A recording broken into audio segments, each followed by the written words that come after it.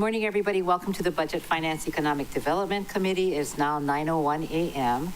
My name is Yukile Sugimura. I'm the chair of this committee. And just for your information or the public's information, this meeting is conducted in accordance with the Sunshine Law. And as a reminder, when your name is called, if you're not in the chamber, please identify yourself, members, and say who is in the room with you or workspace with you today. And minors do not need to be identified. Today is April 14th, and I look forward to a very productive meeting. Vice Chair Kama will be joining us shortly. We have Chair Lee. Chair Lee, so good to see you. Thank you. Can you hear me? We can hear you, and we can see you. Oh, okay, great. Yeah, nice to see all of you. I don't wish what I have on anybody. I'm finally starting to be able not to cough for a little while. I'm home alone in my workspace. Koa's outside chasing her bugs, and look forward to your meeting. If you want, the greeting for the day is from Greenland, Aluen. Aluen. Aluen. Aluen, is that Yes. what you said? Okay. All right, so Aluen, Member Paulton. Aloha kaya kakakuen Aluen. And Aluen to you, Member Johnson. Alwyn, Chair, Council members, committee members, I'm having a little internet trouble, but I'm here in the chambers, and there's no testifiers at the Lanai District Office. Okay, so can you work to get him online? You can't log in, Member Johnson? We have to let you into the meeting? Can somebody pay attention to that? Okay, thank you. And next we have Member Rollins Fernandez. Aloha kakahia kakako, my Molokai no Yahina. I'm at my private residence alone here, and there are currently no testifiers at the Molokai District Office. Mahalo, Chair. Thank you. Member Cook, Aluen to you. Aloha, Chair. Aloha, good morning. There's no testifiers at the Kihei office, and Jared is on standby if anyone wishes to. Thank you. Great. Member U Hodgins will be joining us shortly, and we have Member Senensi.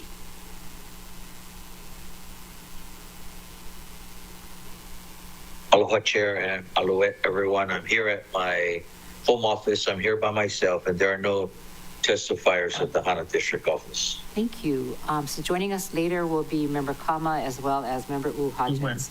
From the Office of the Mayor, thank you, Leslie Milner, for being with us every single day. Department of Police, Deputy Chief of Police, Wade Maeda, good morning. Department of Transportation, Mark Takamori, Director, and Diane Yogi, Deputy Director in the audience. Thank you very much. Department of Public Works, Jordan Molina, who I'm always amazed at how hard he works. Paul Baronet, Deputy Director also. Department of Corporation Counsel, Christina Toshikio, Deputy Corporation Counsel from Deputy Corporation Counsel. Christy Wigglesworth, and also committee staff, Pauline Martin, Yvette Botelier, secretaries. We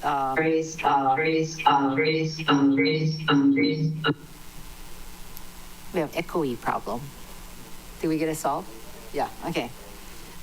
Kirsten Zabel, legislative analyst, James Kruger, also Jared Pasquale, legislative analyst, Clarissa McDonald, legislative analyst, Peter Hanano, legislative attorney, Rochelle Kawasaki, Deputy Director of Council Services, and Lei Deneen, Council Services Assistant Clerk. Please see the last page of the agenda for information on meeting connectivity. Thank you, members, for today's meeting. And as you know, we have two items on the agenda. One is BFED 35, resolution number 253087, authorizing the transfer of an unencumbered appropriation balance within the Department of Police fiscal year 25 budget. And BFED 1, proposed fiscal year 25 budget for the County of Maui. Members, I'll be taking testimony after opening comments for each item today. So for the first item, which is BFED 35, for this transfer, we're starting with this. And as you know, that this item came up before council's meeting, and we laid it on the clerk's desk so that we could have discussion today. And then we will vote on it at that appropriate time. So we're going to defer this first item. Members, we want to move $2 million from our support services salaries program to fund multiple different projects that are already in the works. These are one-time asks that we did not anticipate the added cost. I would like to just remind everybody that the radios are for, that we encumber the cost is for the entire county. It's not just the police department. So police, fire, county, medics as well. We also want to move over $624,000 as part of that for the daily operations. The costs have risen for the radio shop operations as well as our building maintenance. We're having to repair our Wailuku station, our Lahaina station, and our Outer Island stations. As they get up in age, the cost is up there, and these costs, this money is just to cover the cost in case like the AC goes down or something. Where is Chief, by the way? Sorry, I think Chief is not available. I'm not sure. He wasn't in the office this morning. Thank you. So members, we will take public testimony on this, and then you can ask them questions, department questions regarding this resolution. So do we have any testifiers for this one particular item? Chair, we're not seeing any testifiers signed up. Would you like me to do a last call? Oh, we have somebody walking up to the podium. I'm here, Jared. So testifiers are encouraged, and it will be on this one item, this resolution that we just talked about. You will be, please identify yourself, and also you will have 3 minutes for your testimony and 30 seconds to follow and complete. Anything else? You probably have this memorized because you're here every day. Please proceed. JC Law, Waikoa Ahupua Kulauka. Kako'o, my local police department, 99.99%. And I support this resolution. Thank you. Any questions for the testifier? Seeing none. Okay. Now I'm going to, with your permission, close public testimony on this particular item, and we'll receive written testimony. Thank you. And members, now you can ask questions. 3 minutes for this round of the department, and we will start with Chair Lee, then go down the line: Paulton, Johnson, Rollins, Fernandez, Cook, Hodgins, Sinensi, then myself. Chair, can you? I don't have any questions, Chair. Okay. I don't. Thank you.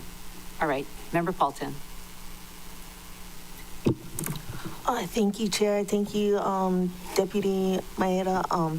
I was wondering if any of the items on this list, like the Wailuku parking lot, Wailuku station parking lot, is in the FY26 budget.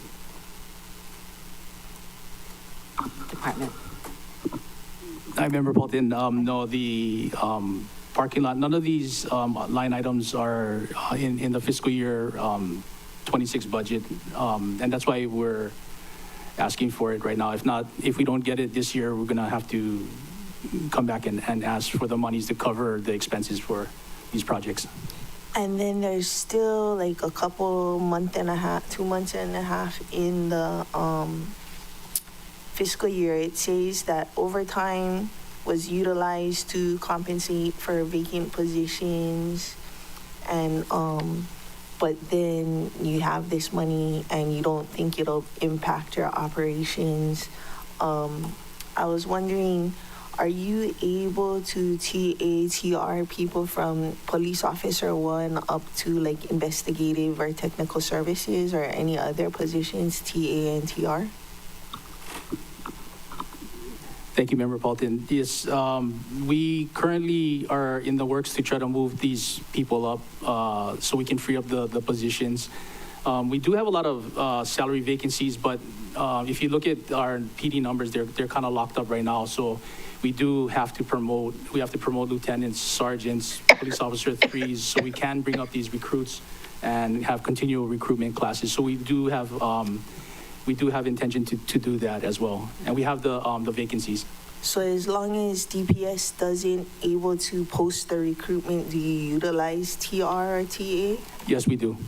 Okay, because you know, I was looking at the adopted versus actual from 22 to 24, and it was like 3.3, 4.1, 4.4 for investigative, and then the answer was overtime was utilized to compensate for vacant positions, vacancies funded positions that were not filled, such as detectives, but still each of those 3 fiscal years had over $3 million.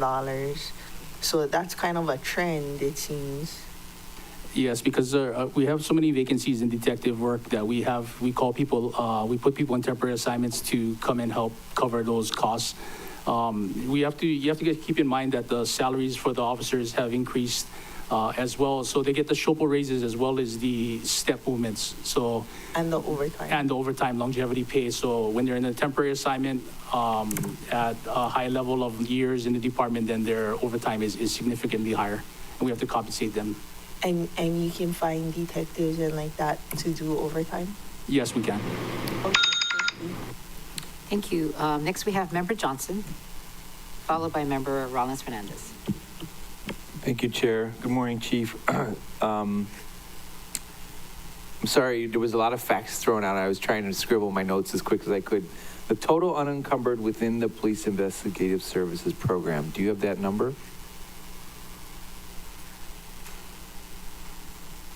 Thank you, Chair. Thank you, Councilmember Johnson. I don't have the total right in front of me, but I do have it by index. So I'm just going to run through those very quickly. Sure. Technical and Support Services 910166 currently has 777,629 available. You don't have to do the last, just give me like the hundreds of thousands. Okay. I'm just doing public math. Technical and Support Services 910430 has 1.9 million available. Huh. 910174 has 554,000 available, and Investigative Services 910067 has 1.5 million available. Okay, thank you for that. You know, the police chief came before us earlier, and he was talking, and you can correct my memory on this, it's how he wanted to really cut down on the number of cold cases and really working towards cold cases. And then we're seeing that you guys are moving money out of investigative division. So can you tell me how you're going to balance the priority of focusing on cold cases and then not funding those positions? Hi, Member Johnson, good question. So the amount of vacancies that we have in CID now is, I think, over 20 detectives. Wow. So we do have the full-time cold case guys that are specially assigned.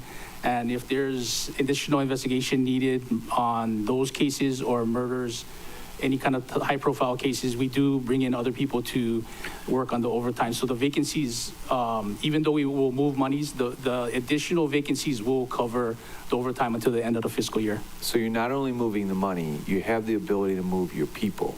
Yes, that's correct. That's important to know. Is there any blowback or what's the feedback on this? Like if I'm a officer here and you keep moving me over there, does anybody like resist that? We do it on a voluntary basis unless it's absolutely necessary. And the good thing about our people is they rise to the occasion and they actually step up and volunteer for Does their pay this type of change? work. If they're put in a higher role, yes, their pay does increase. They get the temporary assignment. And if they get that temporary assignment, then their overtime increases to their new pay. That's correct. Okay. All right. Do you think you still can achieve that goal of focusing on the cold cases? Yes, so I think one of the community concerns is that because we're moving monies that we're compromising public safety, and that's not the case. Yeah.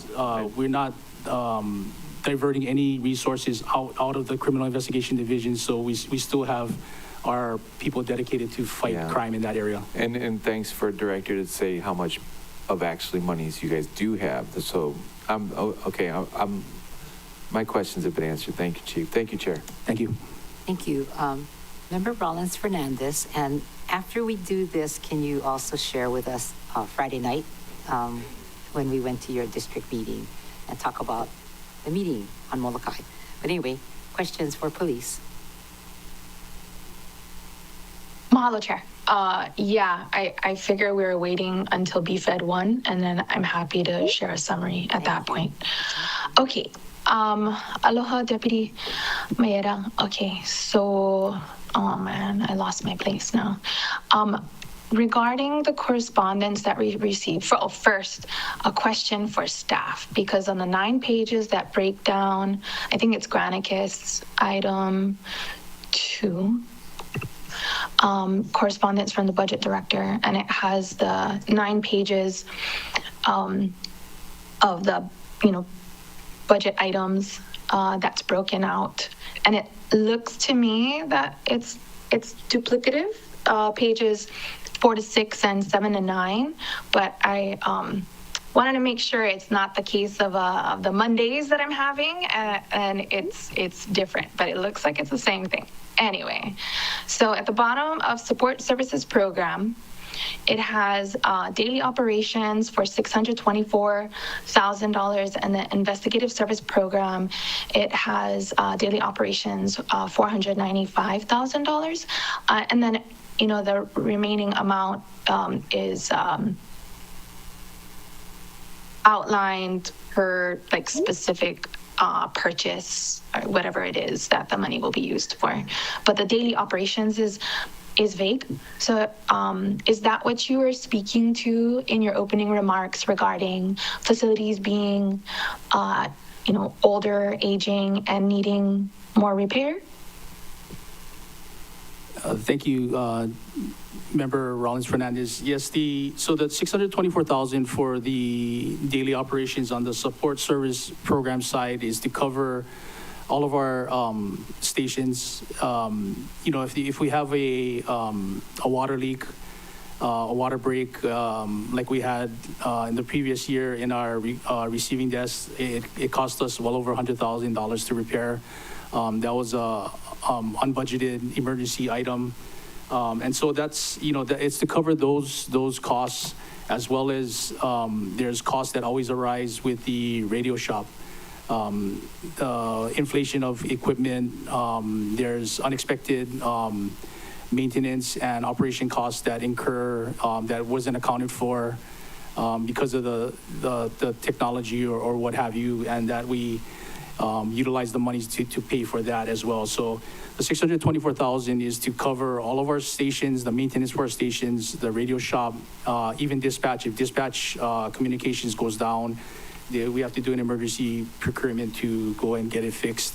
So that should be able to cover us till the end of the fiscal year. Sorry, and Okay, then mahalo. Go ahead. sorry, and then to address the $495,000 for investigative services, that's to cover the rest of the costs for mainly CID. When we have investigations, we do DNA profiles, sex assault investigations where they have to do sex assault kits. We get billed on those, and then we cannot really predict the number of cases that come in. So the $495,000 is to buffer that to the end of the fiscal year. Okay, mahalo for those details. And then for Budget Director, aloha Budget Director Milner, what will be the remaining balance after the transfers from account A salaries to account B operations? The balance of account A, if you have that information now. Thank you, Chair. Thank you, Councilmember Rollins Fernandez. For 910116, the remaining balance will be 54,532. For 910067, the remaining balance will be 507,159. For 910430, the remaining balance will be 953,843. And for 910174, the remaining balance will be 266,846. Mahalo, Budget Director. Mahalo, Chair. Thank you. So next we have Member Cook. Good morning, Chair. Good morning, Deputy. So uninterrupted power supply update, is that for like new generators, batteries, or unanticipated operational costs for technical support services program?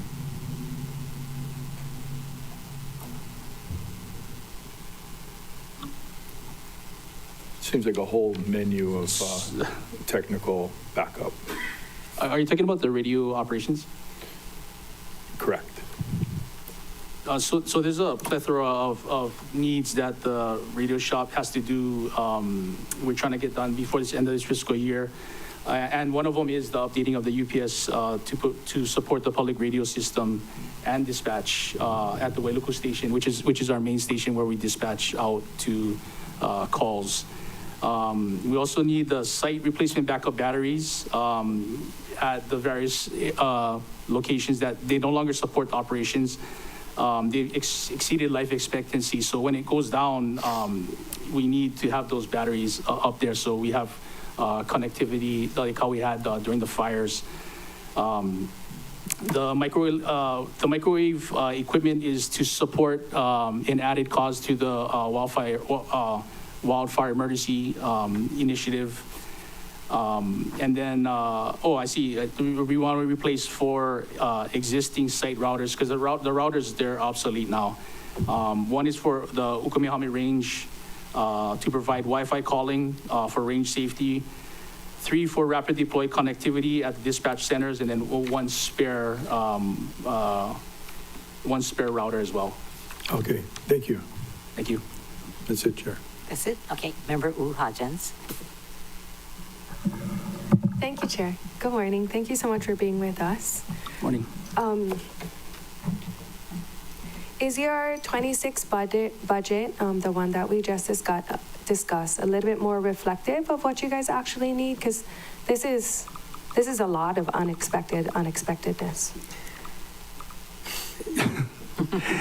Yes, Member Hodgins, it is unexpected, and I did talk to our people about putting in the extra padding for these events, and I've been assured that our fiscal year 2026 will have the cushion that we need, so we don't have to move these types of monies in the future.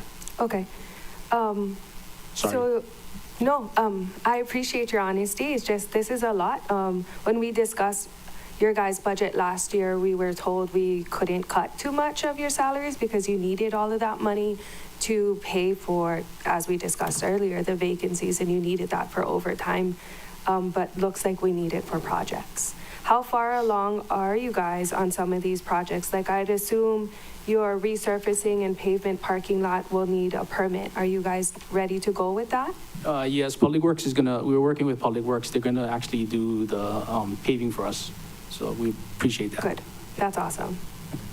And what about the rest of the projects? Like, I see you guys have HVAC stuff that requires a state permit. Are you guys ready to go with that? That's $57,000. The HVAC hasn't been encumbered yet, but we anticipate it being encumbered before the end of the fiscal year. Okay. A lot of these seems like things you guys absolutely need, so thank you for that. And in this year's budget, it seems like a lot of fun toys. And no offense, I know that you guys need all the equipment, right, to do your guys' job, especially with all the vacancies. So I'm curious how all of this will line up with what you guys are going to do in 26. Thank you for the question. So the radio shop is essential. I mean, with that cost, we cannot get away with it.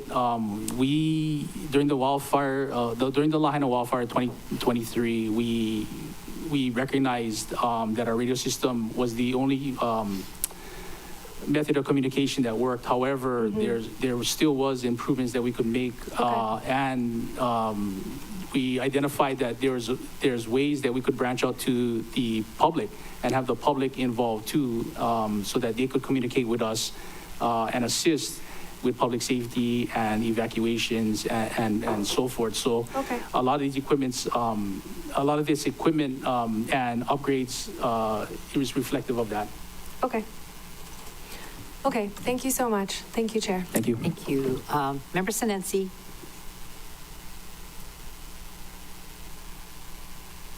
Thank you, Chair.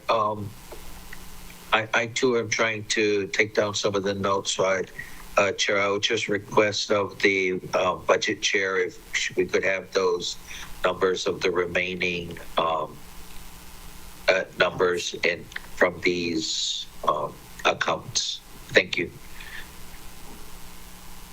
Director Milner. Thank you, Chair. Is Councilmember Sinensi asking for the numbers in writing? Yeah, maybe you want it in writing? Yes, please. Okay. Yes, I'll put an email together now, Chair. English to English Okay. translation. Anything else? Member Sinensi? Oh, you're done. Okay. Okay, my question is there an urgency for this?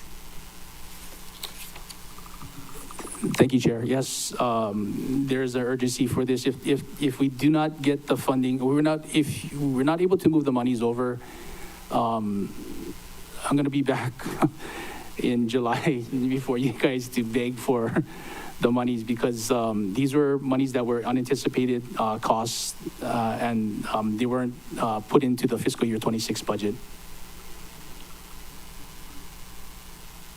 So hard, you know. Last year, at the very last minute, we bought a helicopter, or leased a helicopter. And now at the very last minute, we've been asked to move $3 million from A account to B account. All urgent, all needed.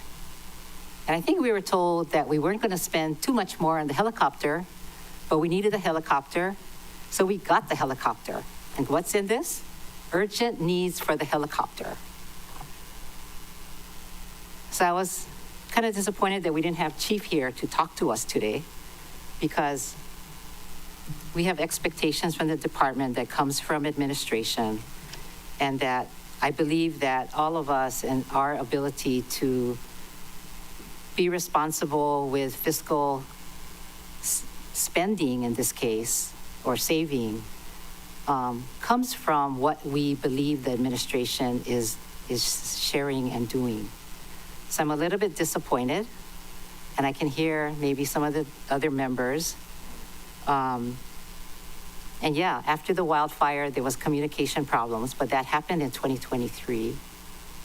And whatever you're adding on in this fiscal year, but with 25 fiscal year budget, could have come up earlier, in my perspective. And I find it also odd that there's $1 million from investigative services, or the two different A accounts, to provide for $1 million of daily operations. I mean, can we ask for your department to provide for us a accurate detail of what that means and what it's going to be used for? Thank you for the question, Chair. Yes, we can give you a detailed breakdown of the daily operations for both support services program and investigative services program. You know, I do want to point out that any shortfall of the budget falls upon me as I run operations. So I take responsibility for that, and I apologize for that, Chair and members. These are monies that we find critical that we need to move over, and we just hope that you guys will allow us to move the monies. And I vow to be more fiscally responsible. There are costs that that the PD has that, it's unforeseen, especially on the radio shop side, but I'm not providing any excuse, and I take responsibility for the PD's action, and I apologize. Has a procurement for the identified items been completed, or is it still pending?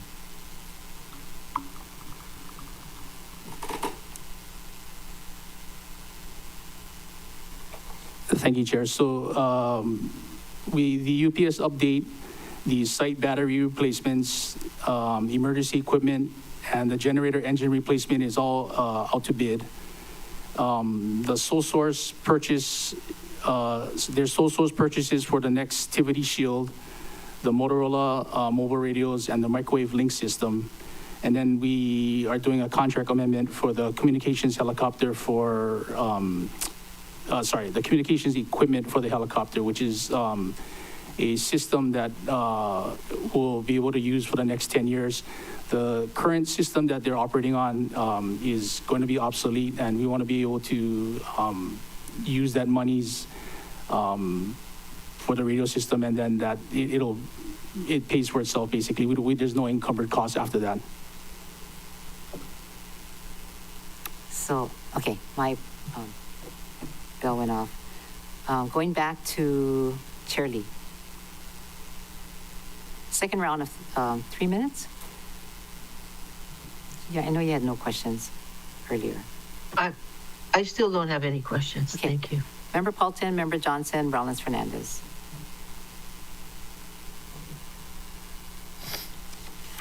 I was wondering if you could expand on your answer to Member Cook about, I know that the infrastructure for like the 800 megahertz also benefits fire and ocean safety. Public Works and others are also buying radios, Motorola 6000s or something like that. How does this infrastructure assist also the general public, like how you were saying to Member Cook? Yeah, so if you guys recall, when we had the budget hearing, we were trying to implement the PSS system, which will allow us to have the public be able to join up on our system during emergencies. So during the fires, there were people that were at the hotels, that security directors that wanted to communicate to us, but they couldn't because their cell service was down. They didn't have any radios. What this would do was to be able to bridge the gap, not only to those entities, but to Public Works and other entities out, county entities out in. And then how do you control it so people aren't just like making fart noises or something on the thing? Oh, every unit has a unique identifier, so you know who's utilizing the equipment, and then it's assigned to individual. If the radio is stolen, then we have a way to disable the radio where they cannot transmit. Okay, there was a time when there was a lot of barking. Yes. In my previous. Yeah, we got rid of that system. Okay. Yeah. And then in your answer to Member Hodgins, you were saying that you'd be more fiscally conservative. Also in category A, are you talking about? Because, fiscal year 22 to 24, in the investigative services, there was like 3.3, 4.1, and 4.4 million carryover. If we could bring that down a bit. Yeah, so that has a direct correlation with our recruitment. The more police officers and civilians that we hire, the more staff we fill, and the overtime goes down. So right now, because we don't want to compromise public safety, to do that, then we have guys work on overtime basis to cover that. However, when we do fill the ranks, the overtime will go down. The overall salary expenses will go down.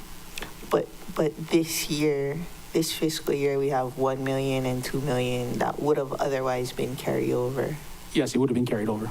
Okay, but we're trying to get that down. Yes. Okay. Thank you, Member Johnson.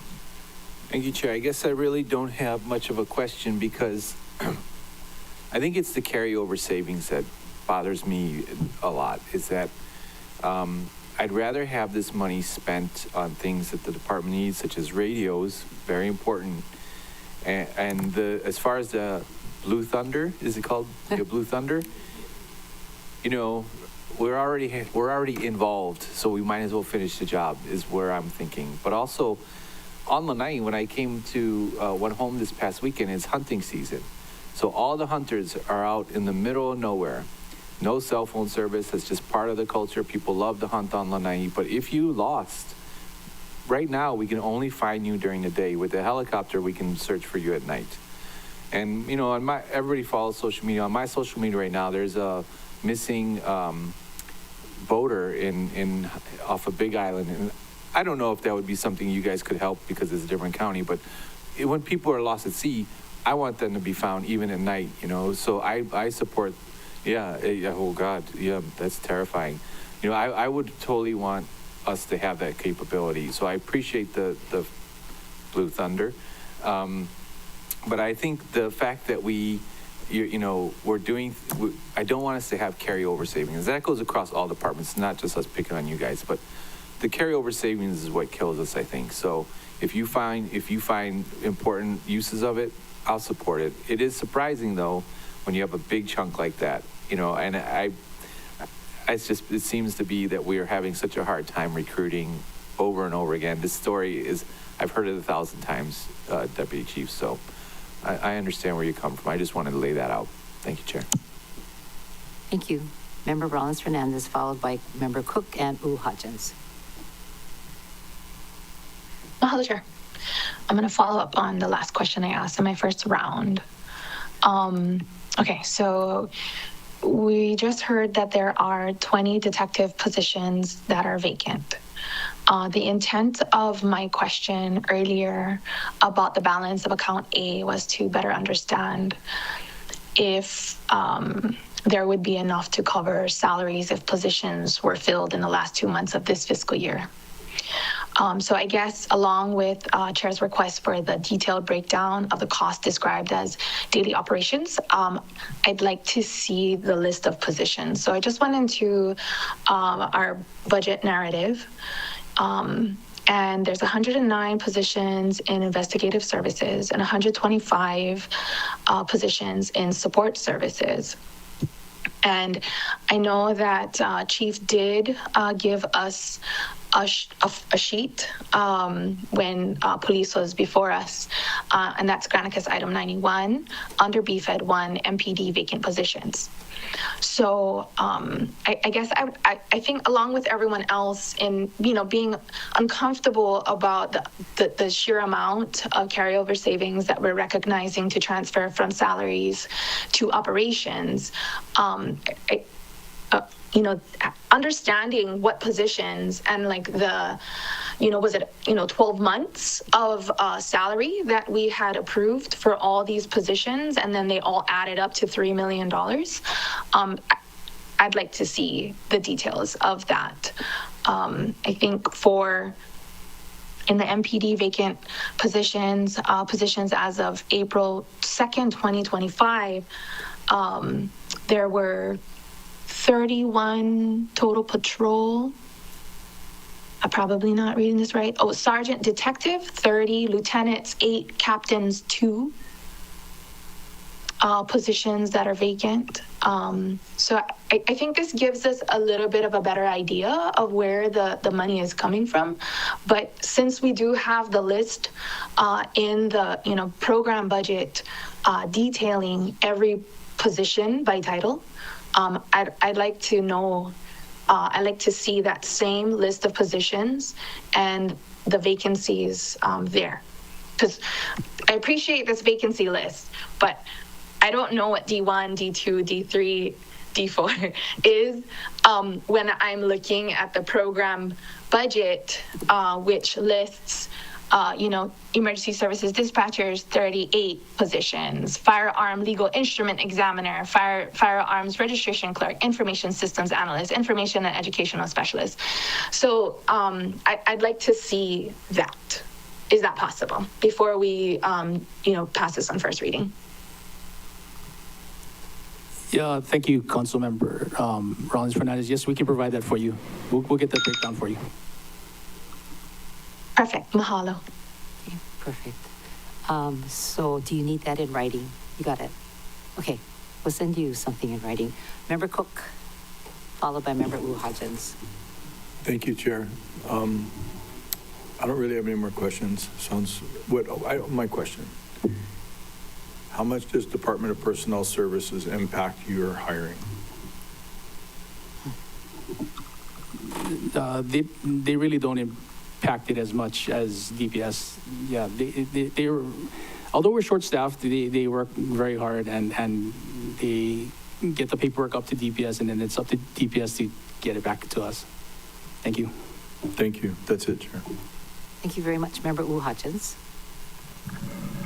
Thank you, Chair. All my questions have been asked and answered, but I do want to say I do appreciate your apology.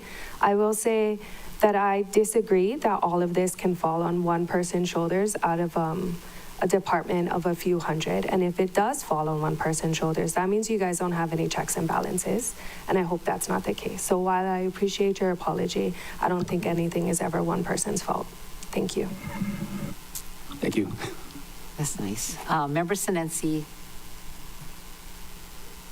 Hello, Chair. I didn't have any questions. However, I did want to make mention that while our meeting on Molokai, there were some additional requests from the community of the department of the police department. So, I mean, there's other things, other districts that have their needs as well too. So I'm hoping that the department can come together and speak with their the other districts that have their own requests. Thank you, Chair.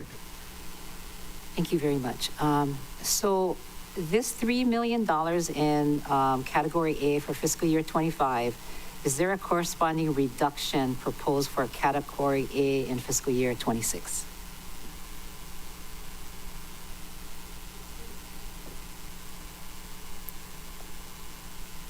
Is it Budget Director or is it who? I'll answer that, okay. Chair. No, we don't have any plan on reducing that amount. Okay, so members, carryover savings of this magnitude really came from when we did the last budget, and I think we need to scrutinize closer what we're doing for all departments, and see how this impacts we the taxpayers, right? That's what we're talking about. And large carryover savings like this is questionable, or brings up questions, not questionable, brings up questions. So that's what's happening here, in case there's anybody watching on Akaku wondering what we're talking about. And I just want to say, Deputy Police Chief, that I know that you work really hard, and actually I too, like Member Hodgins, cannot imagine that this is just your doing, because it takes a whole department. And as I said when I opened this, that last year at the last minute we had a helicopter come up, and now we have $3 million, and it's like the one that was questionable for me is of this, broken down between the two divisions, is $1 million of daily operations. So what's up with that, And okay, anybody else have any more questions? Okay, if not, I'm gonna defer this, and as you have Member Johnson. Oh, okay, I didn't see you. Member Rollins Fernandez. Mahalo, Chair.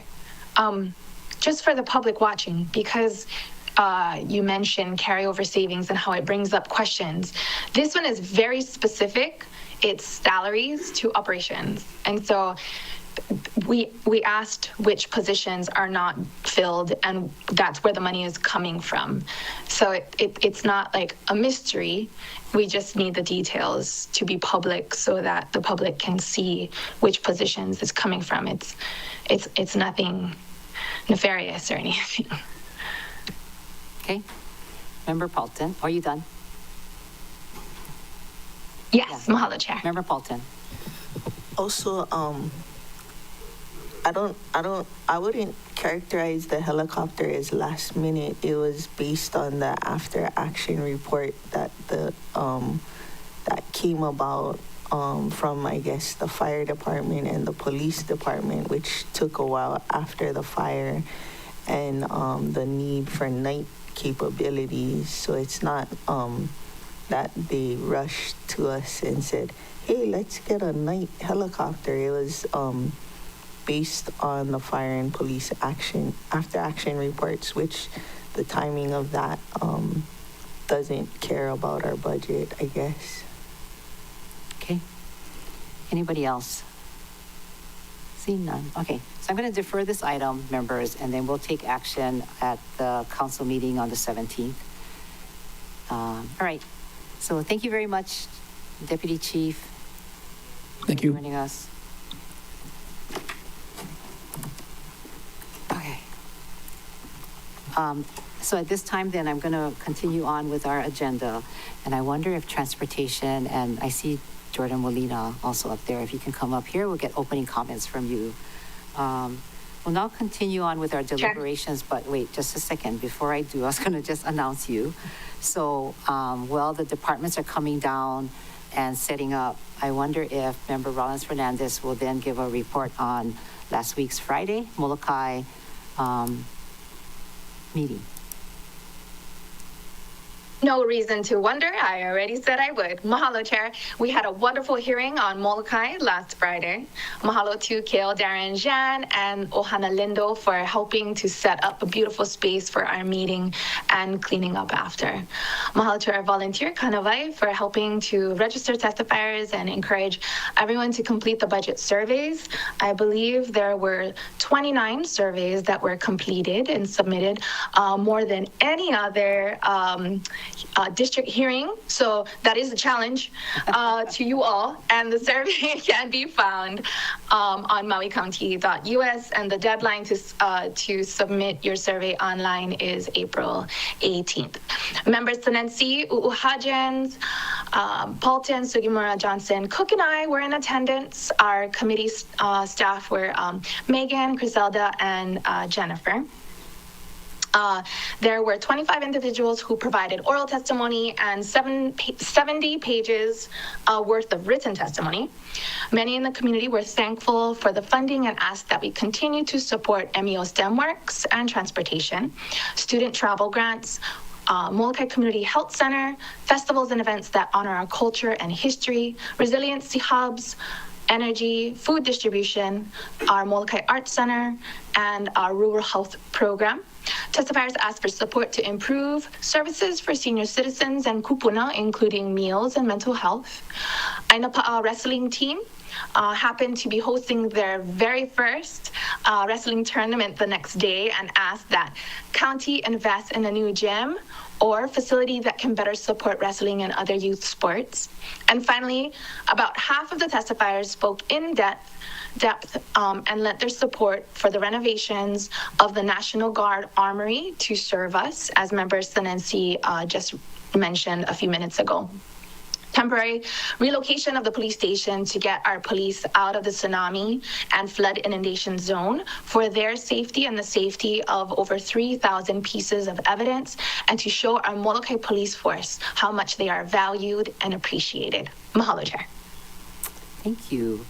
Also, what you didn't say that you did that night is you gave all of us a gift from Molokai, from your yard, right? So why don't you talk to us about this taro plant? I have it on my desk, Kiani. Or Member Rollins. Mahalo, Chair. For all the council members that were able to make it to Molokai, we had harvested our kalo from our yard the week before, and I gifted everyone kalo from Molokai, and you don't have to worry about invasive species because we don't have the koki, we don't have LFA, so we won't be spreading anything from Molokai to Maui, and we appreciate funding to support it to remain that way. No CRB. So mahalo for attending, and Chair Lee wants one. Okay, all right. I will bring one over for you. She has her hand up, Chair. Let's see if I'm correct in guessing what she's got, what she wants to say. Yes, Chair, I was going to ask Member Rollins Fernandez if my kalo plant was in the mail. It's coming over by plane, Chair Lee. Okay, thank you. So I have it on my desk. Chair Lee, you can look at it when you come to the chambers and enjoy it. So that was a very nice gift, and I thought I would bring it so the community and the members who weren't there, like Chair Lee and Member Kama, I think, weren't there, then you can be envious. So thank you. I think I'm going to ask that Member Paulton take it home and take care of it so it can survive, because George is a landscaper. Maybe not. She didn't say yes yet. All right, so members, tonight... Mahalo for caring about the well-being of the kalo, of Haloa. And I'm happy to, help you rehome if you don't feel confident in helping it live and thrive where you are. That's all my plans. Member Paulton, I didn't hear what you said. You turn on your mic. I said, I guess we'll hanai your pay. Okay. Tonight we have the South Maui Residency Area Meeting. Thank you, Member Cook, for inviting us, and we will begin 6 o'clock at the Kihei Community Center for that. All right, so that was the fun part. So at this time, then I'd like to invite Department of Transportation, Mark Takamori, to provide any opening remarks and introduce any personnel you have with you today. And members, for your information, he has provided his initial TD1 on Granicus 27. Transportation letter and responses are there. Department question, the second one, which is TD2, I checked with director and he actually has responses, but we haven't received it. That will appear on 102 in Granicus. So 27 and 102 in Granicus for TD1 and TD2. Director, I'm sorry, what? Oh, they were uploaded. Okay, so they're uploaded. My notes are a little old. All right, so both responses are there. Director? Good morning, Chair Sigmura and committee members. I am Mark Takamori, the Director for the County Department of Transportation.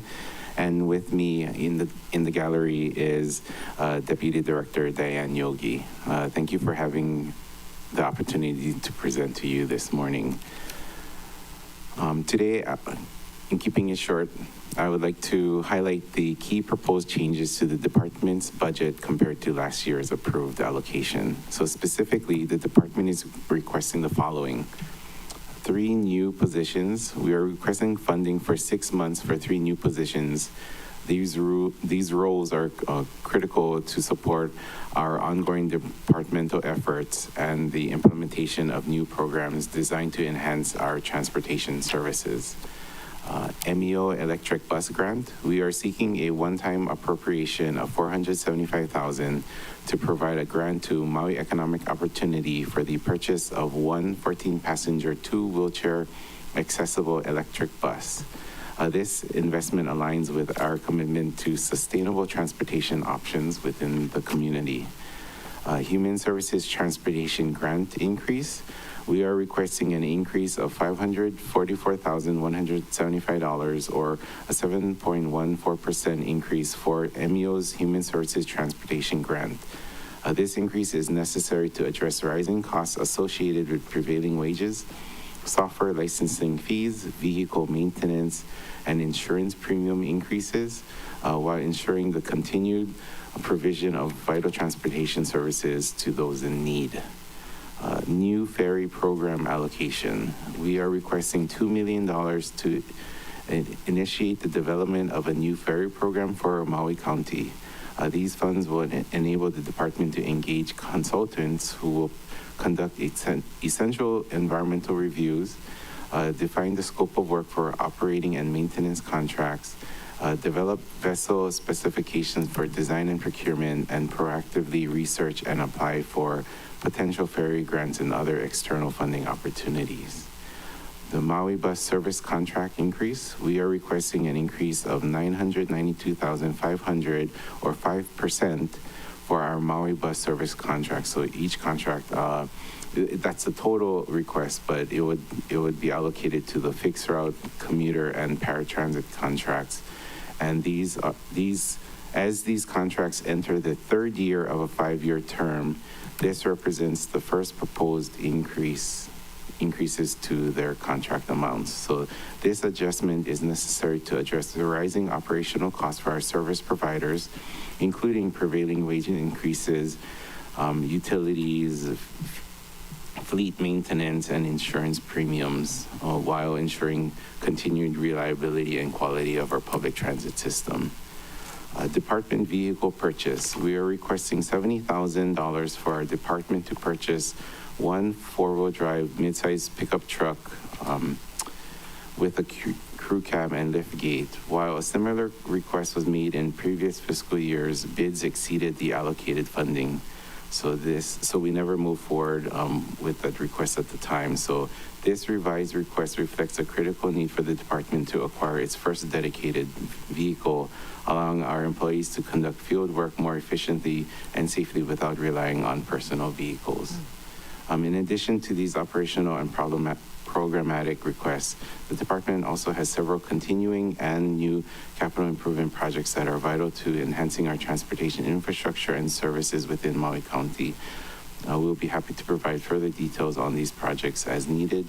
Thank you for your time and consideration of these budget highlights for the Department of Transportation. Thank you, Director. Next, we have Director Molina from the Department of Public Works.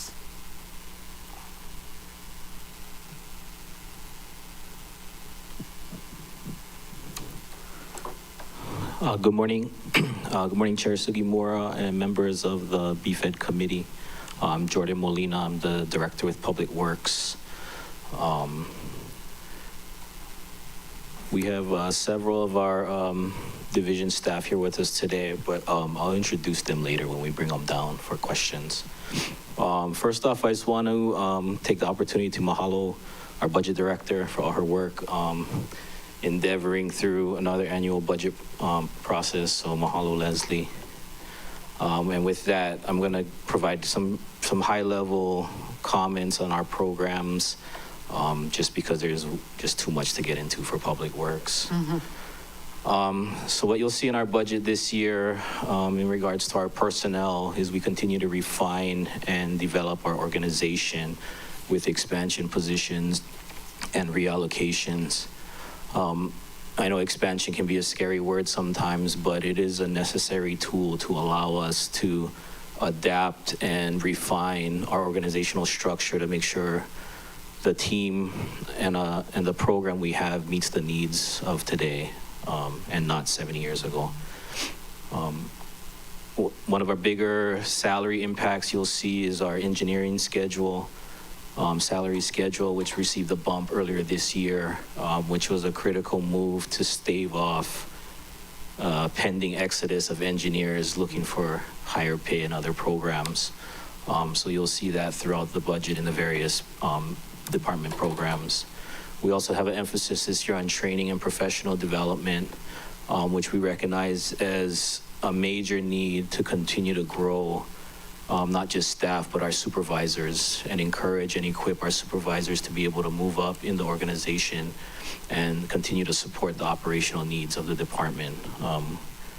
We don't survive without our supervisors, and we need to ensure that we're motivating and preparing them for their careers within the county and to be able to respond.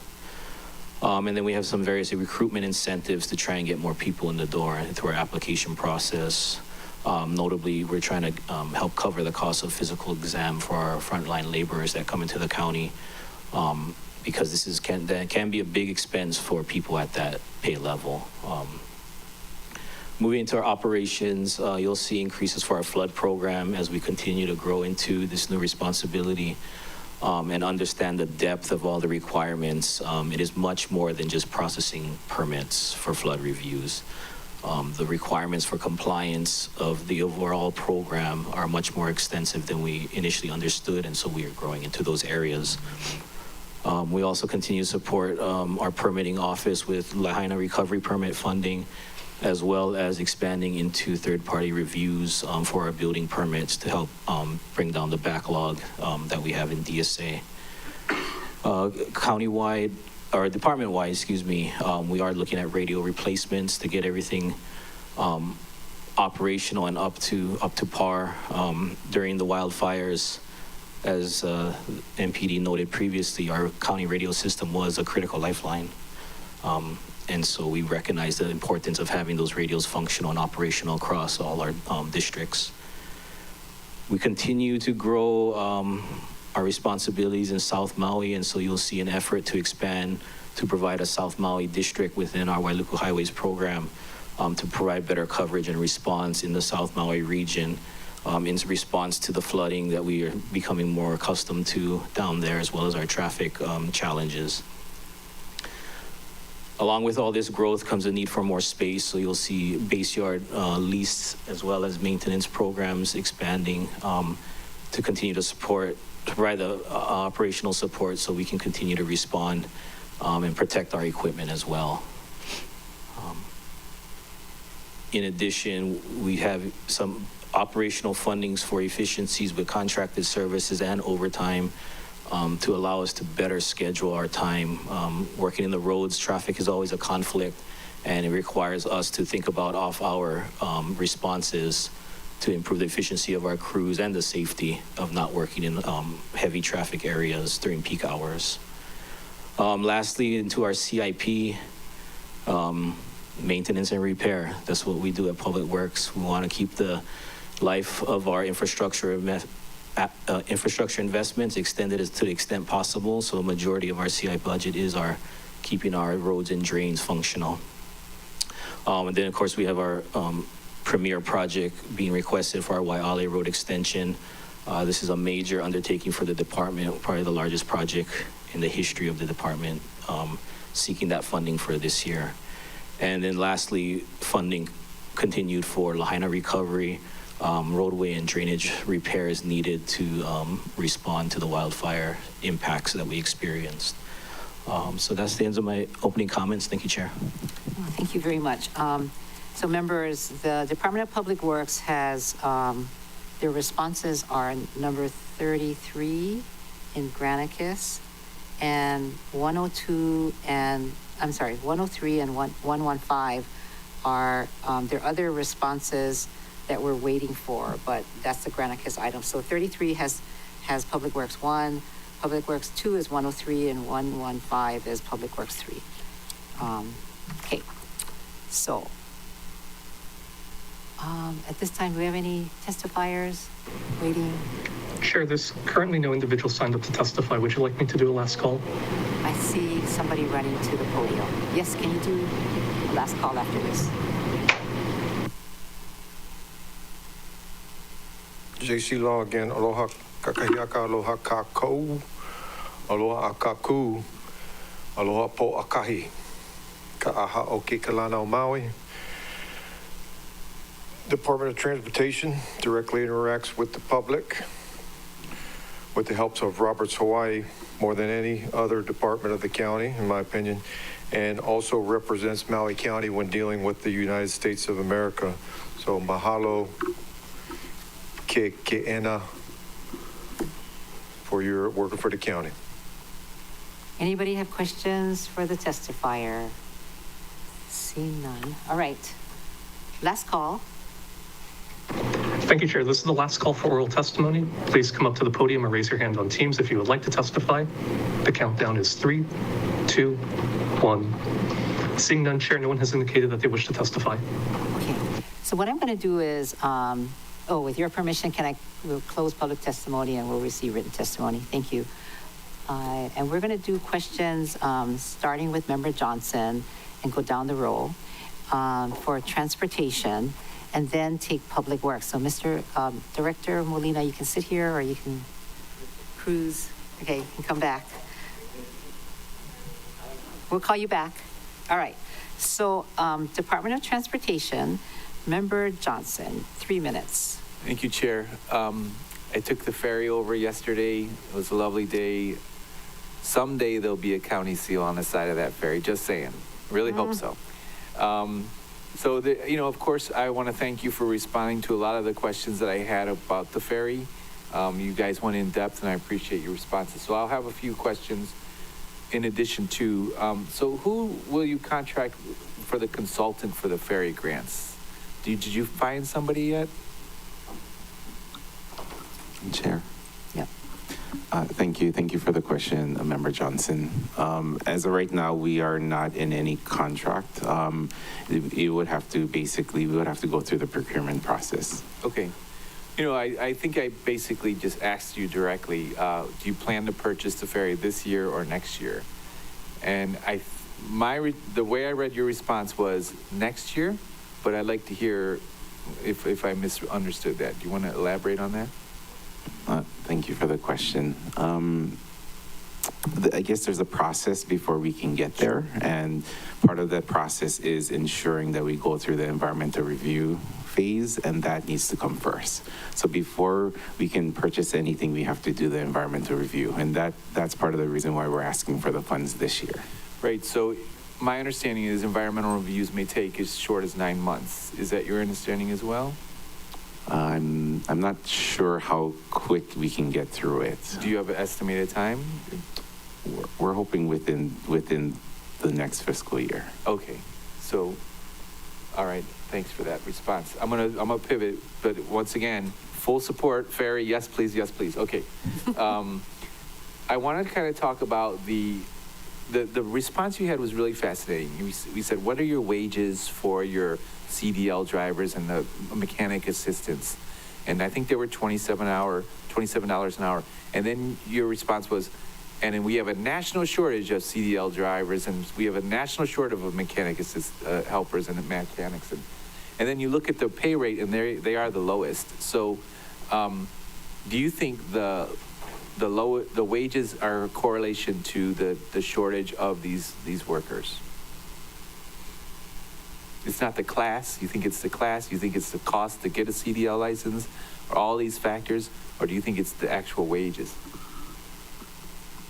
Thank you for the question. I think it comes down to competition, and if a lot of times when the economy isn't doing so hot,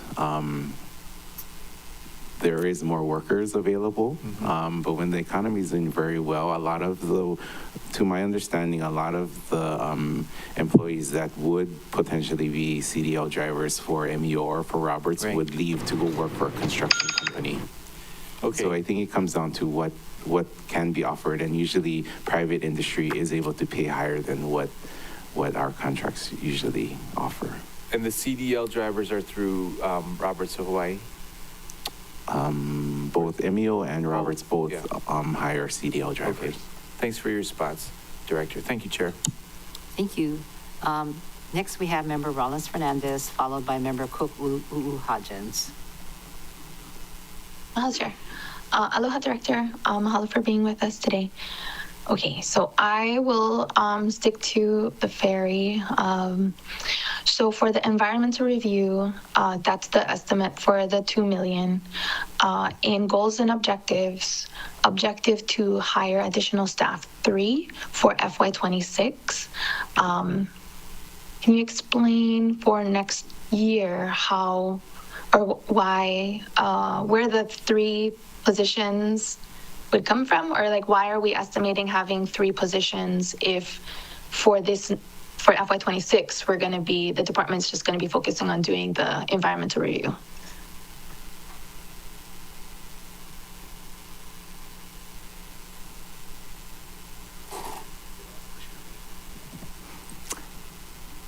Good morning. Thank you for that question. Basically, our department is very small, so the positions that we're requesting is not only going to be working for the on the ferry project, but also to work on other projects as well. We currently, if we do have another project such as a ferry system, then we would, we're requesting the program manager because our current program manager is working on the Park Maui program. So we would need that expansion position, and the accountant, we currently do not have a staff accountant. So with the projects that we have and the programs that we have, we are requesting that position. The administrative assistant, we would like that person to not only help with the ferry system, but they would be working with, assisting with the department as a whole.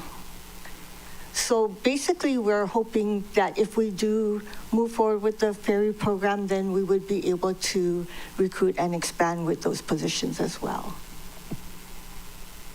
Okay, mahalo for that response, and totally understandable that a new program would need staff. In the program budget, it says that the ferry program does not have EP funded through the general fund. How would those positions be funded? Or how do you anticipate funding those positions in FY26 if the ferry program moves forward? Thank you for the question. I believe if the positions are approved, I think we're asking for half-year funding, and I believe Budget Director can correct me if I'm mistaken, but I believe it's going to be funded out of the general fund, from the general fund. Okay, our program budget specifically says the ferry program does not have EP funded through the general fund. So I know we don't currently have it, but it's not even in the budget anticipated to have general fund appropriated for these positions. I'm happy to support that. It's just not in the program budget. Budget Director? Not that I can see, and maybe Budget Director can direct me. Thank you, Chair. Thank you, Councilmember Rollins-Fernandez. I believe those positions are included under the administration program. So we can correct that in the council adopted and just state, rather than not being funded under the general fund, they're not being funded under the ferry program. Mahalo, Budget Director. Mahalo, Chair. Okay. Member Cook, Member Hodgins to follow. And before we do that, welcome Vice Chair Kama. Good morning, Chair. Great to be here. Thank you. Good morning. Good morning. Thank you. All right. Member Thank Cook. you, Chair. My question for the Director, page 761 and the proposed budget, where the department oversees capital improvement program, which includes the review of all bus stops, which determine whether ridership meets the designated threshold for shelter. My question is, how much does the location count in determining? It seems like, you know, Maui has such a variety of environments, and some places have high rainfall, some places are really sunny, and actually, I was a while ago when the service started just ramping up, I was always curious, like, what is that group of people standing on the side of the road? I mean, like, they don't look like they're related or doing anything, and it was a bus stop. And so, and it's a two-part question. It's not that complicated, but I'm also curious what the high and low range of what a bus stop shelter would cost. My understanding is whether you have to deal with utilities impacts it a great deal. But I'm a big fan of bus stop shelters. Thank you. Okay, thank you for the question, Councilmember Cook. So with regards to how we determine what areas we're looking to improve or install a bus stop shelter, we usually start with the ridership, how high of a ridership, so how high of a demand. Then we move on to if there is enough right-of-way. There's certain areas where you could have a high ridership stop but no right-of-way, which makes it very difficult based on the space that we need to accommodate a shelter. And then the third is usually community feedback or council member feedback. If your constituents come to you and say, hey, we need, for you to consider a stop here, can you, relay the message to us or, fight for it? A lot of times we take into account what feedback we get to select some of those sites. Thank you. So with my remaining time, is there like a standard plan, or do you change it according to the various locations? I guess it just depends. We have a plan. We kind of know what areas we consider. But again, it does come down to community requests as well, or feedback. I guess I should have rephrased that. Is there a standard design? Oh, yes. Thank you. And sorry, I didn't actually answer the cost, right? Because you asked about the cost, the low and the high. So a lot of the cost comes out for ground infrastructure upgrades. And so depending on maybe a shelter, ground infrastructure upgrades with a shelter can cost around maybe $100,000, but depending on that site, we do have one specific site that we're installing a shelter. We're under construction right now to install a shelter, but we were also required to relocate a water line. So we're doing a small water line realignment, and that added a lot to that shelter cost as well. So it just depends. So it can range from like around 100,000 and more, depending if there's additional requirements on us to relocate the utilities. Thank you, Director. Thank you, Chair. I'll wait my further questions for my next round. Okay, thank you. Member Hodgins, followed by Member Sinensi. Thank you, Chair. Good morning. Thanks for being with us today. I appreciate all your folks' answers. It's very thorough. I don't have too many questions, except Paia really needs parking. Makwao needs parking too. There's a county parking lot in Makwao, but Paia really needs parking. What's the likelihood of you folks expanding Park Maui to Paia? And if it's a great likelihood, then when? Thank you for the question, Councilmember Hodgins. I guess I'm aware that there is a possible private owner of land near the, Paia post office that I think in order for that project, whatever project that person is trying to move forward, they're supposed to allocate additional parking stalls that would, I guess, eventually be turned over to the county as a county parking lot. Yeah, David Spee's project. Okay, so I'm aware of that project. I'm not sure where that timeline is for that project, but that would help with the parking issues within Paia Town. We are aware of the parking challenges within Paia Town, and we are open and considering the possible expansion of Park Maui into Paia. We know that we'll have to have additional public engagement for it, so it might not happen in the next phase, but it's going to be part of a plan. So maybe within the next couple of years or so, we'll be getting there. Okay, I can appreciate that. I will say the parking lot next to the post office, or rather potential parking lot next to the post office, will be determined if the person goes through with all of his anticipated projects, and then we as a county will receive that space and can produce more parking. But that's like if it goes through, and that will be probably a long time coming. So maybe we can talk stories on what we can do in the interim and what we can do if that project doesn't go through, and what we can help with people parking in Paia, because it's becoming it's becoming a little bit dangerous and people just park where they shouldn't park, and it's just kind of normalized. And it does kind of get my goat because that's not how I park.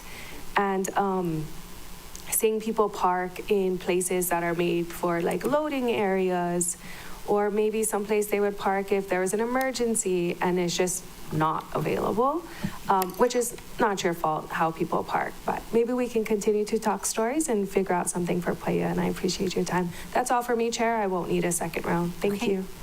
Thank you. Member Sinensi.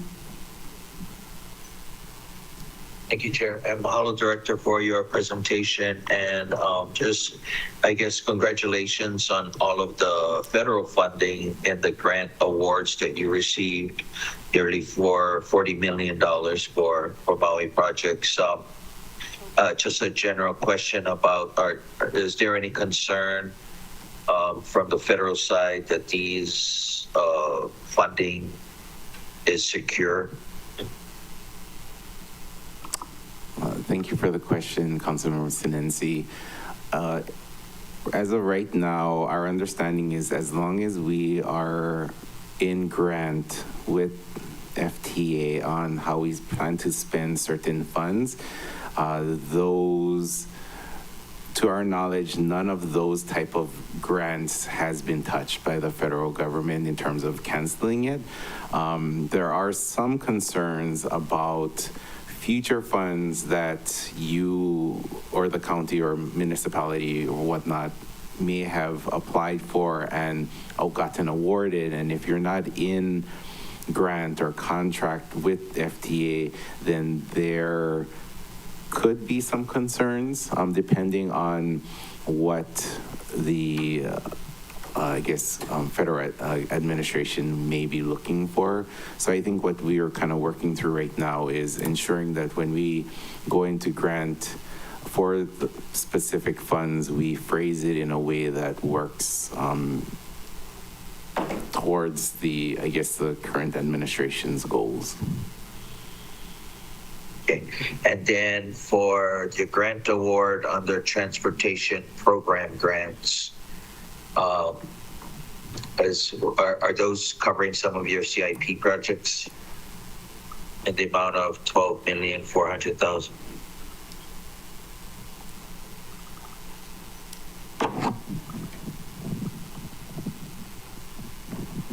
Thank you for that question. Actually, no, those do not cover the CIP projects. Those grants cover more bus replacements, bus purchases. That is not currently included in our CIP. Okay, thank you for that clarification. And then for Director, it looks like for those CIP projects there, we're using roughly $200,000 in general funds. Is that the 20% match to a lot of these federal funds? Thank you for the question, Councilmember Sinensi. As of right now, the funds that we're requesting in CIP are primarily county funding. We actively look to see if we can utilize federal funds, but as of right now, because some of our requests are for planning and design, those are typically requested for county funds. Okay, all right. Thank you for that, Director. Thank you, Chair. That's all for now. Thank you. Okay, so Department, looking at your CIP, if we continue on with Member Sinensi's questions, and maybe this is for the Budget Director. You are going to get your federal money, you have said. So any of this can be transferred instead of using general fund. Are we going out to bond for these projects? Thank you for the question, Councilmember. I guess for some of the funds, I believe that because they're planning and design, I believe that's why it's being funded in cash. I'm not quite sure if those can be done via. Thank you, Chair. We can certainly look at if any of these would be bond eligible. As we discussed when I believe the fire department was here this year, as much as we could, we did try and put things under cash. But if the committee would like to consider putting some under bond, if they could send that in writing, we'd be happy to provide a list of bondable projects. Okay, very good. So we can send that question, probably a question for all the departments, as it would relate to their CIP. I agree with that. Could we expand it to all departments? Yeah, okay. Okay, because that question, is a biggie, right, for us. All right, and I guess I'll take up then in the budget for transportation. You do have rates and fees, so it's page 31 of Bill 41. But in Department of Transportation, there are some changes that you're recommending, and I wonder if you could talk to us about those changes. So it's on page 52 and 53, and it's in rates and fees. Thank you for the question, Councilmember Sugimura. Yes, we are proposing some possible rates and fee changes for consideration. Within the public transit program, we are working through the possibility of microtransit in the future. So we will be coming back most likely to the ADEPT committee to talk about microtransit and make some ordinance changes for the program, but we are proposing to match the microtransit fares to be similar to the paratransit fares, since it would be a service that would be more of a curb-to-curb type service. So those are the ones that you will see on page 52, I guess. And then for page 53, with regards to the parking revenue fund, we are making some changes or proposing some changes here as we move forward with the Park Maui program. We're setting up some fares for the beach and parks parking passes, as well as putting in a Wailuku Garage events permit fees for when we allow activities such as like First Friday to utilize the parking garage. But again, we will be back to make some more ordinance changes as we start to expand for beach parks. And so that's where we're putting in or proposing these changes in rates and fees at this time. Okay, thanks for covering it. And basically the event cost for the Wailuku parking garage, I think this says $50. Is that right? Okay, and maybe I'll come back to it so you can explain it more. Then I'll go back to Vice Chair Kama. Thank you, Chair. Thank you. Chair Lee. Chair Lee, you have a question? Okay, yes, I do. Mark, with regard to your funding stream, how much? Wait. I just called on Vice Chair Kama. Sorry, I called her Vice Chair. And then I'll go to you and then Member Paulton. Oh, I'm sorry. Sorry. I thought she said she didn't have any questions. I haven't gotten to her yet, but you didn't have any questions? Yeah, I did. Yeah.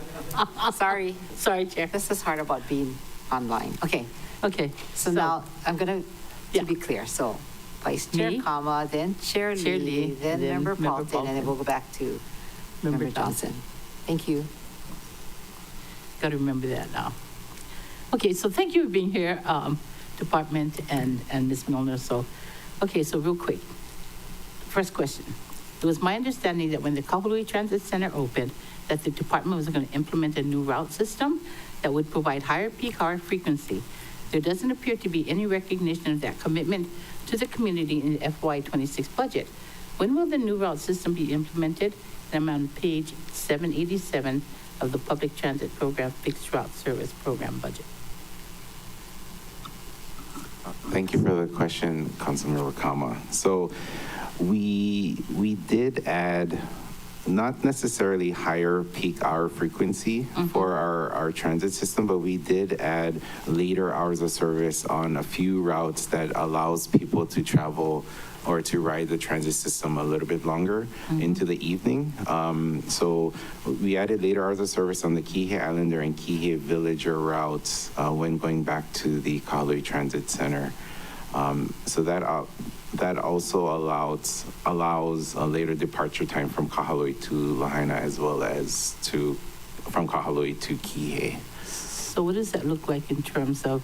So in the past, if you lived in West Maui or South Maui and you're doing business or recreation in Central Maui, you had to get on the bus by 7:30 in the evening to head back home. You can actually leave an hour later to get back home. So a lot of people used to say 7:30 was very early to get to leave Central to head back to West or South Maui. So we did implement later hours of service.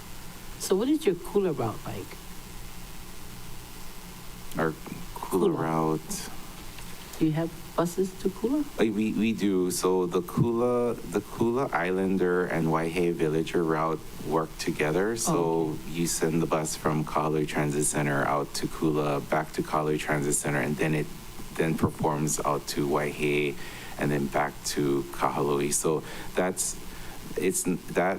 route isn't too frequent. I think basically if you miss the Waihee bus route or bus time, you actually have to wait 3 hours until the next bus comes. So it's very infrequent, but we're looking at implementing microtransit in place of that to allow riders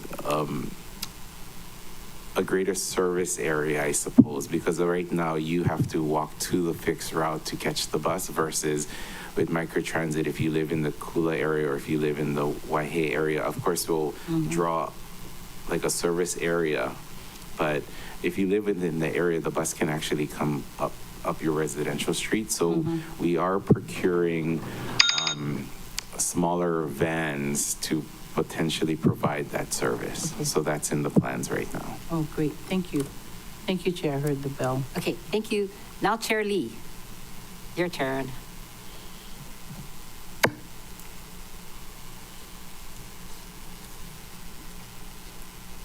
Oh, she's on mute. I think you're Oh, we muted. can't hear you. Oh, I'm sorry. There. What percent of your funding comes from the highway fund? Thank you for the question, Councilmember Lee. As of right now, fiscal year 26 proposed 12.5% of our funding will come out of the highway fund. And that equates to how much money?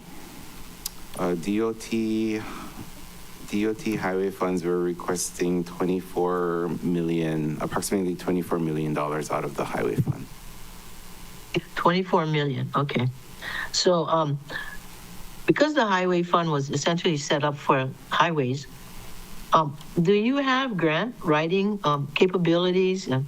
Do you try to apply for funding elsewhere besides the highway fund? Thank you for the question, Councilmember Lee. We don't have a dedicated grant writer in our department, but we do have grant specialists, which we are waiting to hear back from DPS. But I'm being told that we're very close to being able to recruit for our open position for the grants. Is it grant specialist? Yes. Yeah. Yeah, I think that's a good idea, Director, because although we have a nutcase for our president right now, I think that's going to change. And over time, things will get back to normal. And that the grants writing will be a very integral part of trying to bring in new funding from the federal level and the state level, so, and possibly even private funding. So I'm glad that you're moving in that direction. Thank you. I have no more questions. Thank you. Member Paulton. Thank you, Chair. I was wondering to your response to question 22 about the advertising. Were you working with a council member to introduce code for the fixed bus route advertising? Like, did you want to just hand over Corp Council's stuff and then us write it? Or were you guys going to write a bill and submit it through Charlie? Thank you for the question, Councilmember Paulton. We're still working with Corp Council, but we will most likely forward that on to Councilmember Lee once it's concluded. So when it's already drafted? When it's drafted. Oh, okay. Yeah. Like, do you have a timeline on that? Because that's could be potential income from advertising. I will make it a point that within the next fiscal year, we will have something sent down. Okay. For discussion. And do you have any estimate of how much the revenue could be? Is it like Manini or is it substantial? I think Diane may be able to answer this if I don't answer it correctly. But I believe when we actually did procure services for advertising, I believe in one fiscal year we made up to, was it like around 50,000? Am I overstating that? Yeah, it was approximately 50,000, but that contractor had a hard time meeting the requirements of that contract. And do you expect it to just be one contractor, or would there be multiple advertising, or it's one contractor doing multiple advertising? Yeah, so thank you for the question. Typically how we have it set up is, so there's different ways. Because it was first new to us, we worked with purchasing and we did it as a concession. So as a concession, I think that's the reason why we made around 50,000, was that we basically said, hey, we have all of these fixed route buses you can go and advertise on.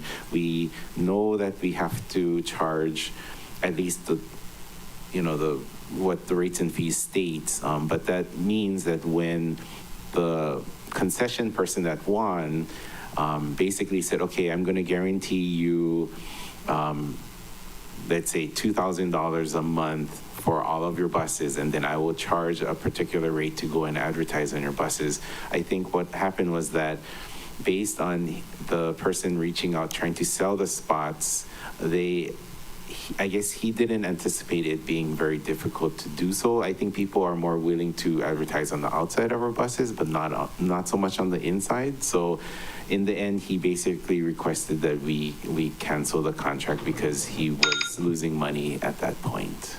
Okay, shoot, that went by fast. Okay, I'll come around next time. Yeah. Next, we have Member Johnson again, then Member Rollins-Fernandez. Thank you, Chair. Just a couple follow-ups, and I appreciate your response to the bus routes along places to eat, food. It was really, you had a good response to it, but I'm wondering, is there a map or other chart that illustrates the overlap of routes and food access points? Because, it might be good for the riders to know this stop has a grocery store or two grocery stores, I think a map would really help the riders. Is that something you guys would be interested in doing? Thank you for the question, Councilmember Johnson. I believe that we can work with Department of Ag as well as GIS to come up with a map. Yeah. Then, in regards to some of our other council member questions about parking, the Parking Maui said that there's certain districts and parks that you'll be focusing on. Are you ranking them by priority, by use, and do you have the ranking? Do you know that Paia is next, and after Paia it becomes this area, that kind of thing?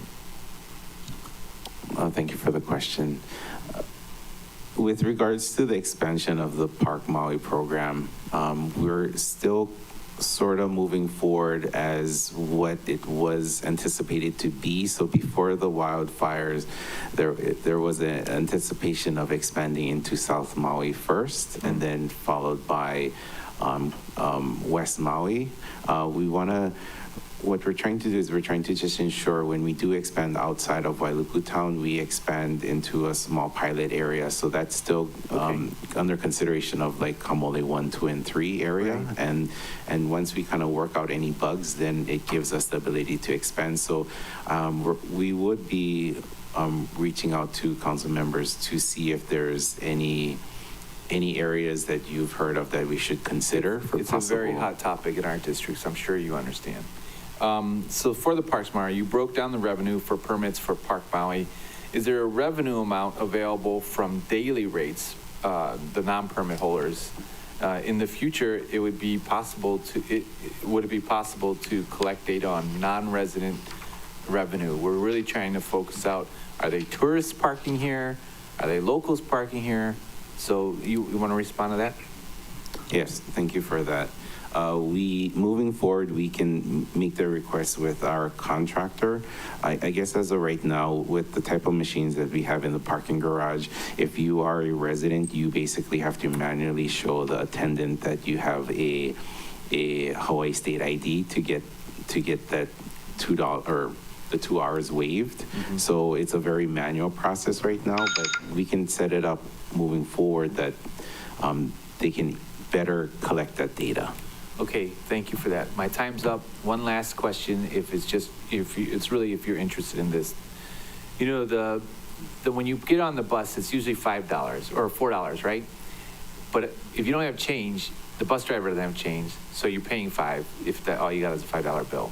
If I transfer, I got to pay another $5 if I only have $5 bills, right? So basically, the jank is that can we do tap to pay? Is that something you're interested in doing, tap to pay? Thank you for the question, Councilmember Johnson. So 2 things. If you get on the bus, you can buy a $4 daily pass. So if you pay $5, we say thank you.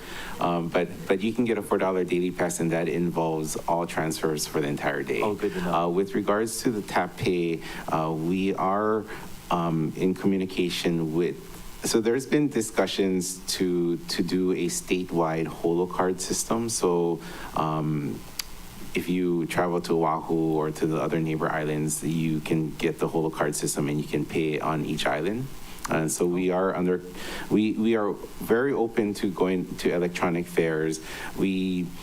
Because there's been discussions of us trying to do a statewide holo card program, I mean, we'll still be able to charge what is set in our rates and fees. It's just the holo card is where you would store your credit or your money on it, and then you tap as you go, right? So we'll still, there wouldn't be any changes really in terms of how we handle rates and fees. The system would still recognize that if you come on Maui and you use our service, we have our own rates and fees, but you would use the same program, I guess. So we want to move forward with something like that. We're in discussion with City and County, but they're the ones that hold the cards right now in terms of us being able to move forward. I think they're going to be procuring a consultant to help see how we can expand that to the neighbor islands. So we are open to it. We are considering it, but we didn't want to implement something if we were going to move towards that statewide program. Thanks for your response and the update. I didn't know that you're working with City and State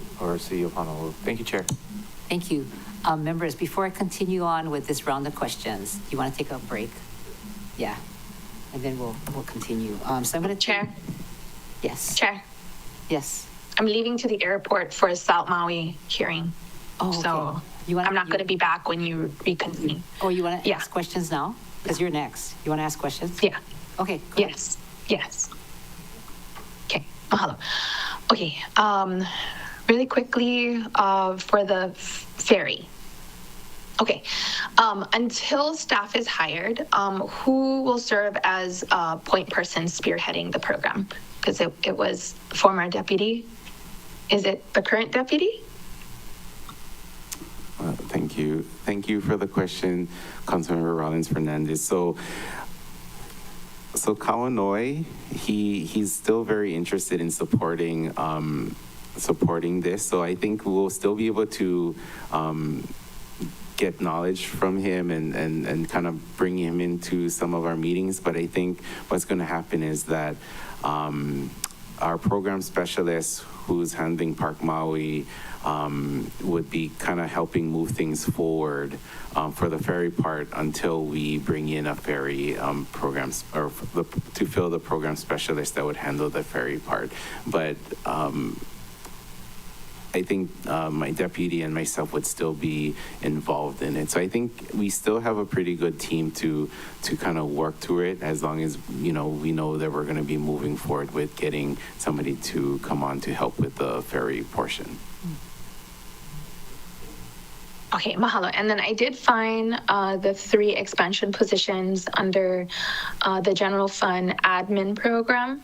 Program specialist 3, accountant 3, admin assistant 2. And it doesn't specifically state ferry operations. And I support that because, it's still uncertain, and it's just to support new projects. So mahalo for directing me to that. And then my last question is regarding the fare-free tickets. So it's now $1 for those transit fees. Was that the change? I was trying to look for it when we put that in, when Member Johnson spearheaded putting that in. Thank you for the question, Councilmember Rollins Fernandez. So the fare fee program is fare free. So if you are a student, a senior, persons with disabilities, I guess income verified,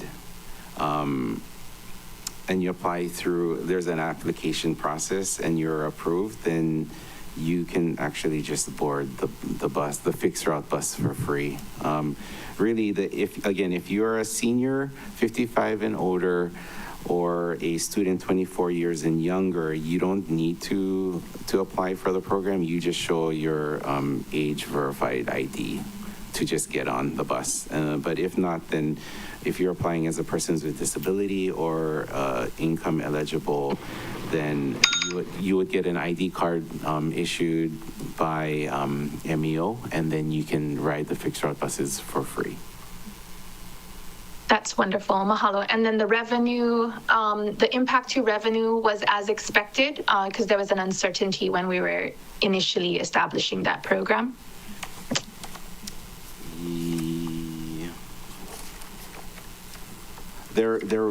Yes, thank you for it wasn't going to be much, was the point. I want to say that, look, I have all these notes and I can't find my notes. It's okay. We can have a recess, and then if you want to provide that information when we get back, so that, I don't want to fluster you. Okay, thank you. Okay. All right. Mahalo, Chair. And then I'll be monitoring online. I'll just have my video off. Okay. All right. So now I'm going to take a recess. We'll come back at 11. Is that all right? Okay. Yeah.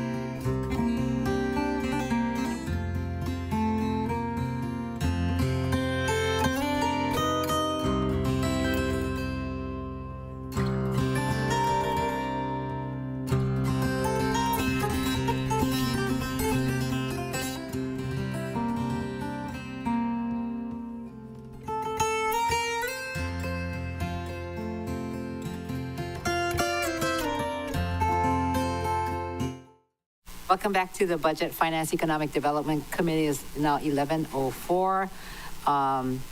So to continue on is going to be Member Cook. Member Uhajans may have a question now, although she said not. Senency, Lee, Paulton. Member Cook. Thank you, Chair. So my question for the director, the microtransit, what's the timeline for that? And what are briefly, some of the obstacles, challenges? Thank you for the question, Councilmember Cook. So with regards to microtransit, we are talking to a consultant on an implementation plan. And so we're going to work through what that would look like. We acknowledge that we're going to have public or community meetings to also talk about microtransit as well. So we know public outreach is going to need to happen. We also know that this will affect MEO because it would Get it, and they'd probably pay more to get it. So I don't know, maybe we need to advertise in the schools that there's CDL driver jobs available and they pay $27 or whatever an hour to sort of front load because that seems to be one of the big challenges. My other thing is extended hours for hotel workers. Like I could get both unions and people who work at the hotels have reached down about that they would use the bus more often if they had that late night transit options for the late shift. And just kind of brainstorming, I didn't know if the department has the capacity or the willingness to contract with either the unions or hotels on a special late night run, because then you would almost like guarantee your ridership to make it economically viable. Thank you for the, comments, Councilmember Cook. I guess with regards to, just for clarification then, when you say late night service, do you believe that it's picking up people and taking them to work in the evenings and then picking them up from work and taking them back to, let's say, like a commuter parking lot? Are you saying like the hours would be, because their hours of work would be like from 9 p.m. to like 5 a.m. or something like that? Or are you thinking it's more like afternoon and then pick up in the evening to go back to their cars? Like, do you know what time frame we're looking at? My understanding is basically like the 3 shifts that they have that they're working. And so it's really, that's why my suggestion is like working ILWU, who would be one resource to basically would have kind of bulk information. But what I've gotten is it's challenging for them to be able to plan on riding the bus to and from work. And it just struck me as because ridership, how many people are on the bus and how feasible it is to do it. So if you had sort of front end loaded, this is the demand, and somebody made a commitment to it. But that's just the interest. I don't know the hours because I don't work hotel, but I know that they have 3 shifts. And that was what they're trying to accomplish, just being able to provide ridership for those times. Thank you. Okay, thank you. Thank you for the clarification. I think that is something that my team my advocacy to keep the dumps open on the weekend, it's the similar kind of deal. It's like you might have the demand, but if you don't have the ability to provide the personnel, then it doesn't work. Thank you very much for your service. I don't have any other questions, Chair. Thank you. Thank you. Next, Member Uhajans. You don't? Okay. Member Senency, do you have a question for this round? No questions, Chair. Thank you, Department. Very good. Member Lee, Paulton. Thank you, Chair. So I'm looking at the project CBS 8917. It's the Val Street improvements, and it's described as roadway improvements to improve the bus flow on Val Street by promoting better parking management. So the funds program for FY 2026 is for $200,000, and it is appropriated for another phase. So when will the improvements be designed, or does the other phase also include public engagement, especially reaching out to residents who rely on the existing street parking on Beval Street? Thank you for the question, Councilmember Kama. So, yeah, on page 1008, Yes. under CIP program, Yep. CBS 8917, Yes. the other, under phase description, other, is actually planning and design. Okay. So planning and design, that would look at that area in terms of what improvements that we plan to do, but we would also include public engagement at the same time. So that would be for fiscal year 2026 allocation request, 200,000. Right, so Yep. that's for 2026? Yes, and then in the following fiscal year, then once we go through planning and design, and I guess going through permitting, then we anticipate being able to do construction in fiscal year 27, and that would be our next request for construction in fiscal year 27. So do you do public engagement from planning, design, all the way to construction, or do you do it sometime after that? I think if provided the $200,000, we would be doing public engagement within the new upcoming fiscal year. Okay. Yeah. Okay. Okay. So how do you engage the public? How do you inform the public that this is going to be happening, or come to the table, or come to my office, or whatever it is? So I think there's a few ways that we can do that. So with regards to the planning and design portion, I think depending on the consultants we have, that could also prompt public engagement. We also did fill our Planner 5 position, so we also have a Planner 5 within transportation now, and so that individual will be able to support that effort.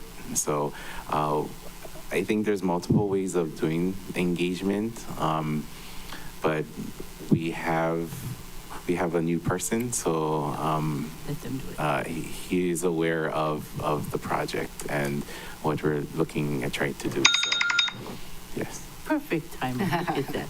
Thank you. All right. Chair Lee, followed by Member Paulton. No questions, thank you. Thank you. Member Paulton.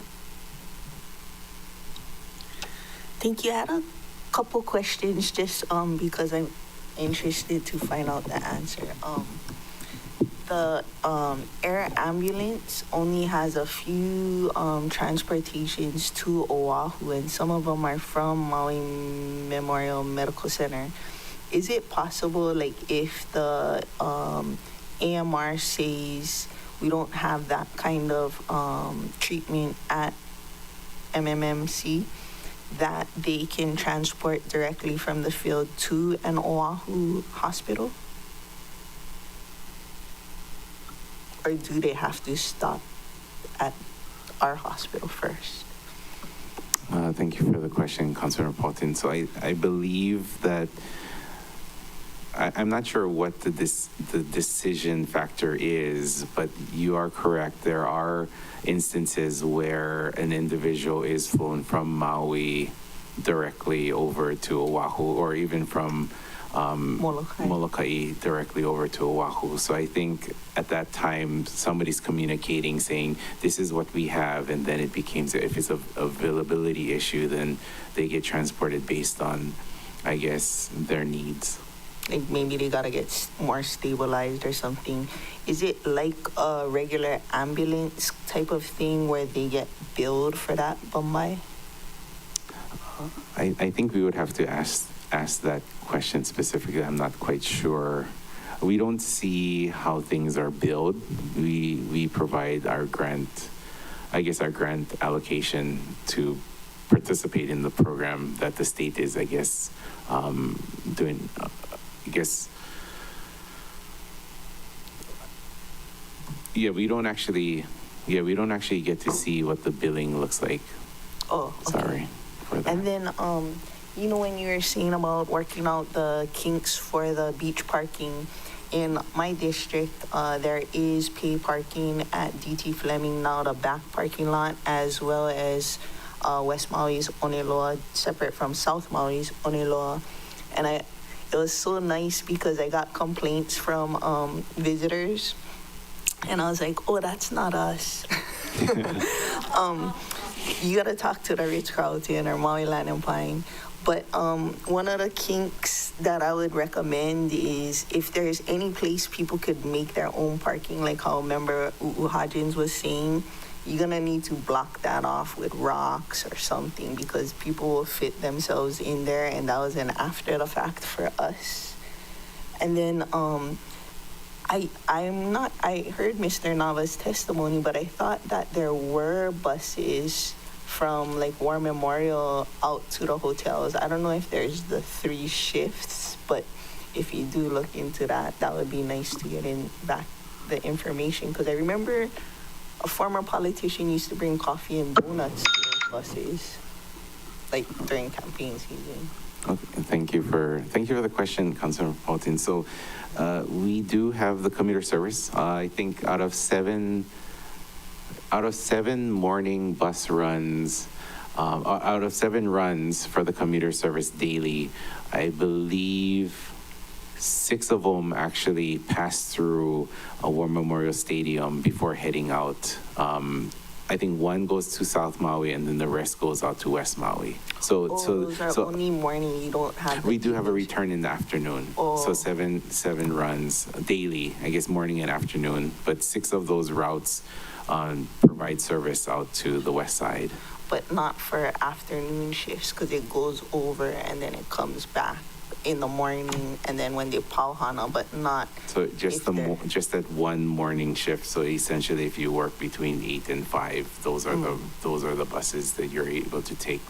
I guess we don't have a second and a third shift service. Yeah, I think it was something like 1 to 9, 2 to 10, and 3 to 11, they were saying.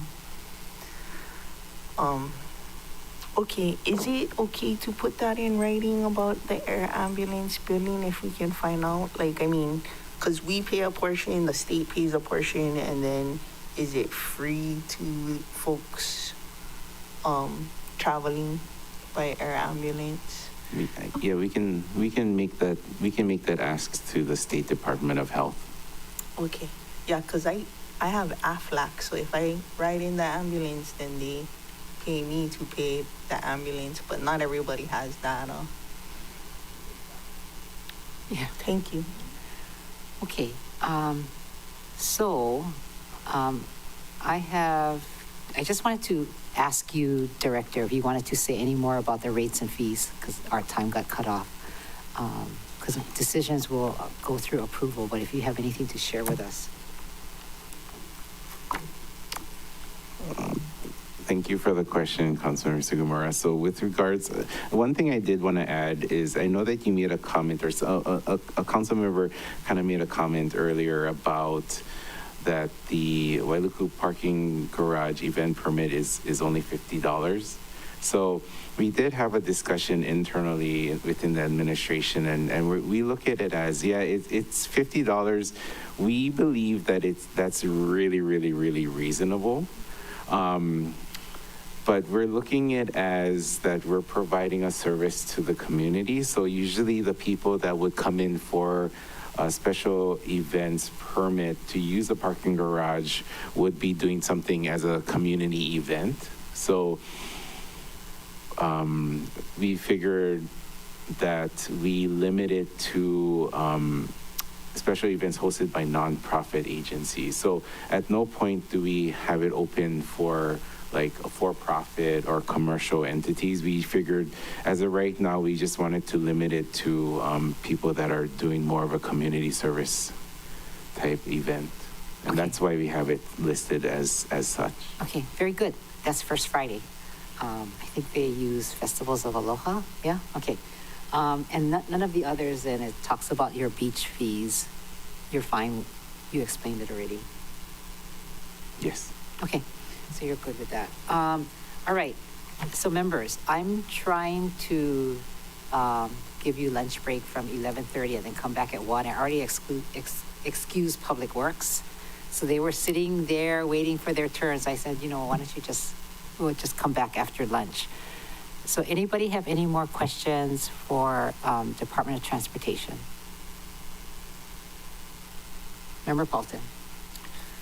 I just, I know at this time our federal funds look okay, but sometimes we don't know what's going to happen until 45 minutes before with the federal government nowadays.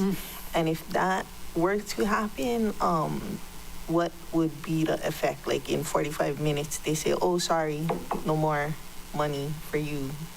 Do we have a backup plan?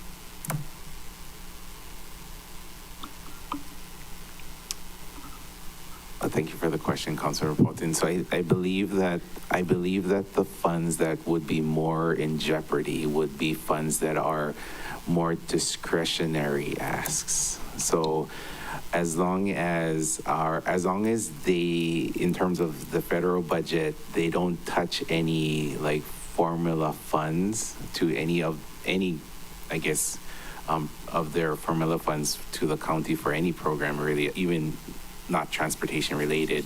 I believe that those should potentially be safe. And you don't think that they could just touch formula funds in blue or red states, like, because it seems a little bit that's what they're doing with the grant funds. So thank you. I guess anything could be possible, and I guess that's very concerning. I know that I've had conversations with Debbie Kabivi of MEO and her challenges with regards to, I guess, her funding for like Head Start and stuff, right? So I guess all I can say is that we work closely with our Washington, D.C. liaison, and he kind of keeps us informed of what's going on. And then he's aware of our different projects that we're trying to also get funded. And I guess with regards to who he's talking to or keeping informed with, he kind of tells us what he's thinking and how best to kind of move forward with certain things. So like when you say not the formula funds, it's more like the RAISE grant we got for the relocation of the West Maui, the highway, and the bike Greenway grant that we just got. Like those are the ones that are in jeopardy. As long as if my understanding is as long as you are in grant, so you've already signed saying like, okay, FDA or FHWA is going to give these funds and you're in grant, then I believe that you're fine. They haven't touched anything like that. It's the ones that you got awarded, but you haven't actually gone into grant with them. If it doesn't meet their criteria, then we're being told again to phrase it in a way that still meets their criteria. So as an example, if you were to say, hey, you got $1 million to buy electric buses, right? That might have been a higher priority in the previous administration, but maybe not so much in the new administration. So what we're being told is that as an example,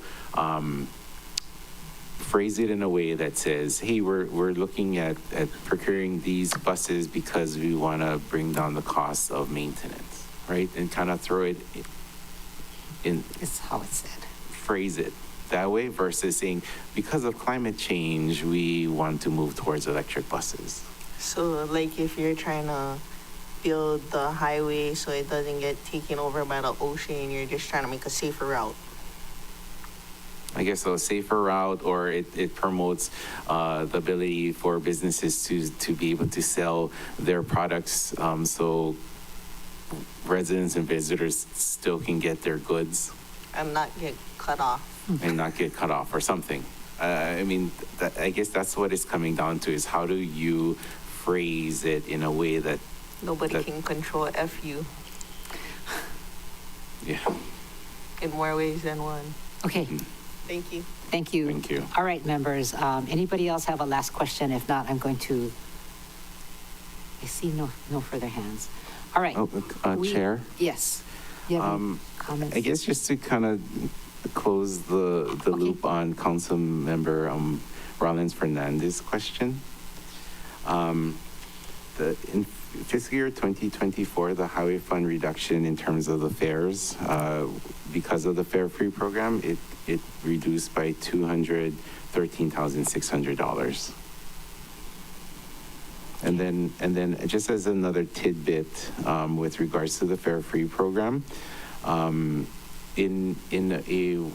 guess if you're looking at it on a monthly average, 61% of our boardings on our fixed route buses are fare-free program eligible people. 61% use the service. Wow, very good. That's right. it. That's Thank good. you. Okay, you have any other last comments you want to make?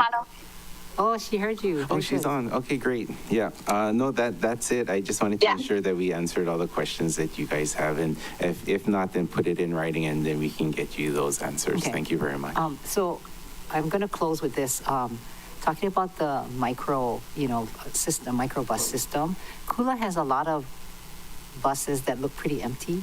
So whatever plans you have, please let me know, and then we can just let the community know. And I think a lot of taxpayers look at that and go, "Oh, look at that waste money," And I've gotten emails about that, although there's a need for transportation. So just want to close with that. All right. So thank you very much, Department of Transportation. Appreciate your hard work, you and Diane. And I'm going to take a lunch recess. This is now 11:27. And when we come back, you want to come back at 1 o'clock for Public Works? Because we're going to go off to South Maui for that, for the residency area meeting. All right. So this meeting is now in recess.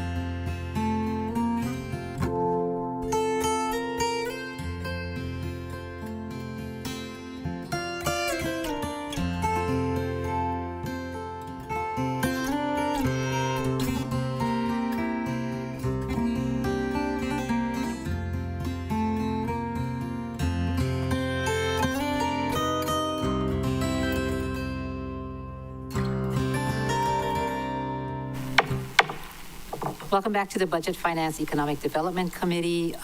It is now 1:05 p.m. and we have with us the Department of Public Works. Thank you very much, Director Molina. And before you start, can you introduce your team? And then the members will ask questions, 3 minutes per round, couple rounds, and then we'll just see where we go. Go ahead. Yeah, thank you, Chair. So to my left, we have Deputy Director Paul Barony. Next to him, we have our newly hired Highways Division Chief, Mike Canoris, who's replacing John Smith. And to his left, we have Wade Shimobukuro, our DSA Administrator. Also in the gallery, we have our Highway Superintendent, Gary Ambrose, here to help support Mike. Thank you, Chair. Thank you.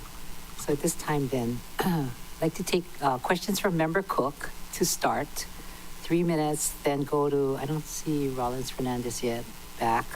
Then we'll go to Johnson, Paulton, Lee, Kama, Senensi, Hodgins. Member Cook. Thank you, Chair. I'm rebooting up the mountain and mitigate some of that in the future, but that's a long-term plan. So thinking about flooding and whatnot, in the engineering program for item 2 is like conduct assessment of pavement conditions, perform bridge inspections, things like that. Is there a plan? Is there a current plan for the Kalaniakoi temporary bridge to replace that, and then also the Waikoa bridge? Thank you, Member Cook. Yeah, so for Waikoa, we do have detailed engineering studies underway to better understand what is the dynamic of flooding there, because it's not entirely clear how water is moving once it crosses the highway. We also are planning, or we're evaluating extension of Kenoleo Road to North Kihei to serve as that alternate for the Waikoa Bridge, because that bridge presents many challenges in terms of trying to replace it. And so that's the plan for Waikoa currently. For Kalaniakoi, our big remedy is going to be North-South Collector Road, getting that bridge built so that we have that alternate route over the stream while we assess options for the South Kihei Road Bridge, which, depending on the extensive nature of it, could include simply abandoning that bridge and just relying on the North-South Collector in the future as that alternate route to the highway. Thank you.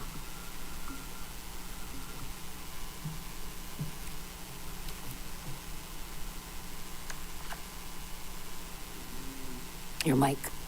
Thanks. External factors that are affecting you're doing the job is like increased regulations and cost for maintenance and activities. Does the administration have any communication with the state as far as getting some of the regulatory elements in alignment? Because my understanding is some of the challenges the county has in executing public works projects is state regulations that you're delayed as SHPD, Department of Health. Is there any progress in that? I would say yes. In specific to SHPD, having the Department of OEV Resources and the county archaeologists has been tremendous in helping facilitate that working relationship there. Our partners at State DOT are very open to working with us as well. And it's just really us kind of advocating for ourselves with these agencies to help move things along and get priority attention for our projects when the need arises. So is there any funding that's needed for additional funding for the North-South Collector Road for some of the modifications since the original design? Not in this current budget. We are fully funded to move forward with our environmental and our permitting requirement for this first phase, or for the entirety of the project. And we have enough money to get the designs finalized for the first phase of the build out. And then we'll be seeking additional funding to finalize phase 2 design and construction. Thank you, Director. Thank you, Chair. That's all for my first round. Okay, thank you very much. All right, so now we'll go to, remember Rollins Fernandez is not here yet. Johnson, Paulton, Chair Lee, then Member Kama, Sinensi, then Hodgins. Okay. Thank you, Chair, and good morning, good afternoon, everybody. Thank you, guys. I know you're super busy with so much things on your plate. Thank you for joining us. This is going to be a common question I have with a lot of the departments on retaining and developing and recruiting your workforce. Can you give us some plans that you have, workforce, like tuition reimbursement, doing the higher steps? Is there anything that you guys are considering, and if so, what are you doing? Thank you, Member Johnson. Yeah, so one of the things you'll see in an expansion request is to support the cost of our physical examinations that our UPW workers have to take when they hire. And so before you can get hired, they have to go through a pretty extensive physical evaluation costing several $100s. And so we recognize that can be a big task or a big cost for people at that level, that entry-level work. So one of the incentives is to look at providing that cost reimbursement, provided they are able to complete a year of service with us to help offset that cost there. So right now they pay to get a physical? Correct. And it's about $500? It's about $800. It's a very extensive physical because of the hazards that our staff are exposed to. And then so right now we don't reimburse them, but if we do plan to reimburse them, the timeline you said was kind of long, right? About a year? Yeah, because we want to make sure these guys stick around. Right. So it's over that first year period to obtain that full reimbursement. What an elaborate plan to get a free physical. Okay. All right. That's one thing. Is there anything else that you guys are considering? Yeah, I mean, the investment in just training opportunities, both just for exposure and how we do our work, but also supervisory training. Like I mentioned in my opening comments, the need for supervisors is greater than ever, and encouraging and equipping our people to be ready to take those supervisory roles is very critical, and so we're putting more funding toward those training. It's every department has had different needs, but also different ways they're solving this issue. How is your relationship with the personnel department? Is it helping? Is it hindering? Is it fast? Are you waiting for? There was one position that was a 6-month position, and it took them like 8 months to even fill it, and that doesn't make any sense to me. There's various services we rely on them, and maybe I'll just say it can be tough. Okay, is there anything here in this body that we can do? Is there, I know unions get involved, it's a mess, but is there anything that like the code or I'm trying to find something that we can do to help you, besides what some of the things, but I'd like to hear what you would suggest that maybe we can help with.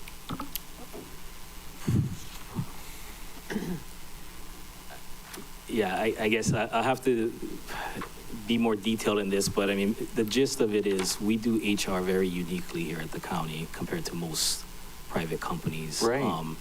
And it's a bit disjointed. And it's challenging to get the understanding of our HR department of our needs. And so that's where a lot of the conflicts arise. So what's interesting to me is on Lanai, we don't seem to have that problem, right? Correct me if I'm wrong. Your department seems to fill the positions when they're available on Lanai, right? I think the scale of it is a huge factor. Okay, explain that. We don't have a lot of movements, and it's not very involved, so the level of service is very minimal for DPS on Lanai. So if they got out of the way, you could hire a lot faster. It's not just about the hiring process, it's even the position movements, really, which is what we struggle with, because a lot of our positions need to be updated to the current needs. And that's not a priority of DPS. I'll follow up on that, because position movement sounds really like a deeper discussion. And that goes into why it was so long to get expansion positions created and filled. And that's where, I feel we'd be better at hiring people if we had the positions that we need in place. In-house, you mean, right? Yeah. Hiring in-house is much faster than, Well, just having the more appropriate position to offer out there. okay. All right. Thanks, Director. Thank you, Chair. Thank you. Member Paulton, followed by Chair Lee. Is she online? Yeah. And then Member Kama. Thank you. I was gonna start somewhere else, but since we're on vacancies, I'll continue on that. I noticed that 8 of your vacancies weren't on personnel's vacancy list, and it was a good report card because 7 of those have been filled already, so that's yay. But then I did a deeper dive in comparing the vacancies to personnel's list, and of those, 15 of them haven't had a requisition since we switched over from Workday, which was like April 1st, 2019. So I was wondering if we could send in writing to DPS all the positions that are indicated have been vacant since January 1st, 1900. Which of them are it was some kind of computer glitch of the ones that came over from the old system to Workday. If it wasn't requisitioned since April 1st, 2019, I guess it indicated that it's been vacant since January 1st, 1900. So if we can send a request in writing to DPS, which of those that haven't been requisitioned since April 1st, 2019 are posted for open recruitment? Then, I mean, because if it's not posted and it hasn't been requisitioned in the last 6 years, I wouldn't continue to fund it. You know what I mean? There's 15 of them. I can show you my list later, but that's just the in writing one.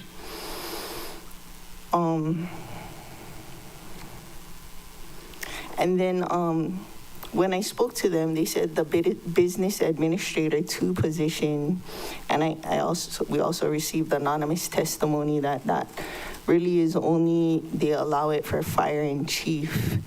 And so that was, I think, a fiscal year 2025 expansion position. Do you have plans to retitle that or request something else, like an AO or AA? So that's one of the positions we've been fighting with DPS over, and one of those where they don't quite understand our need. Okay, so it's gonna stay business administrative. Yes, that's what we're seeking. Okay. And then the engineering support tech position in the budget details, page 2210, I don't think the position ID is accurate.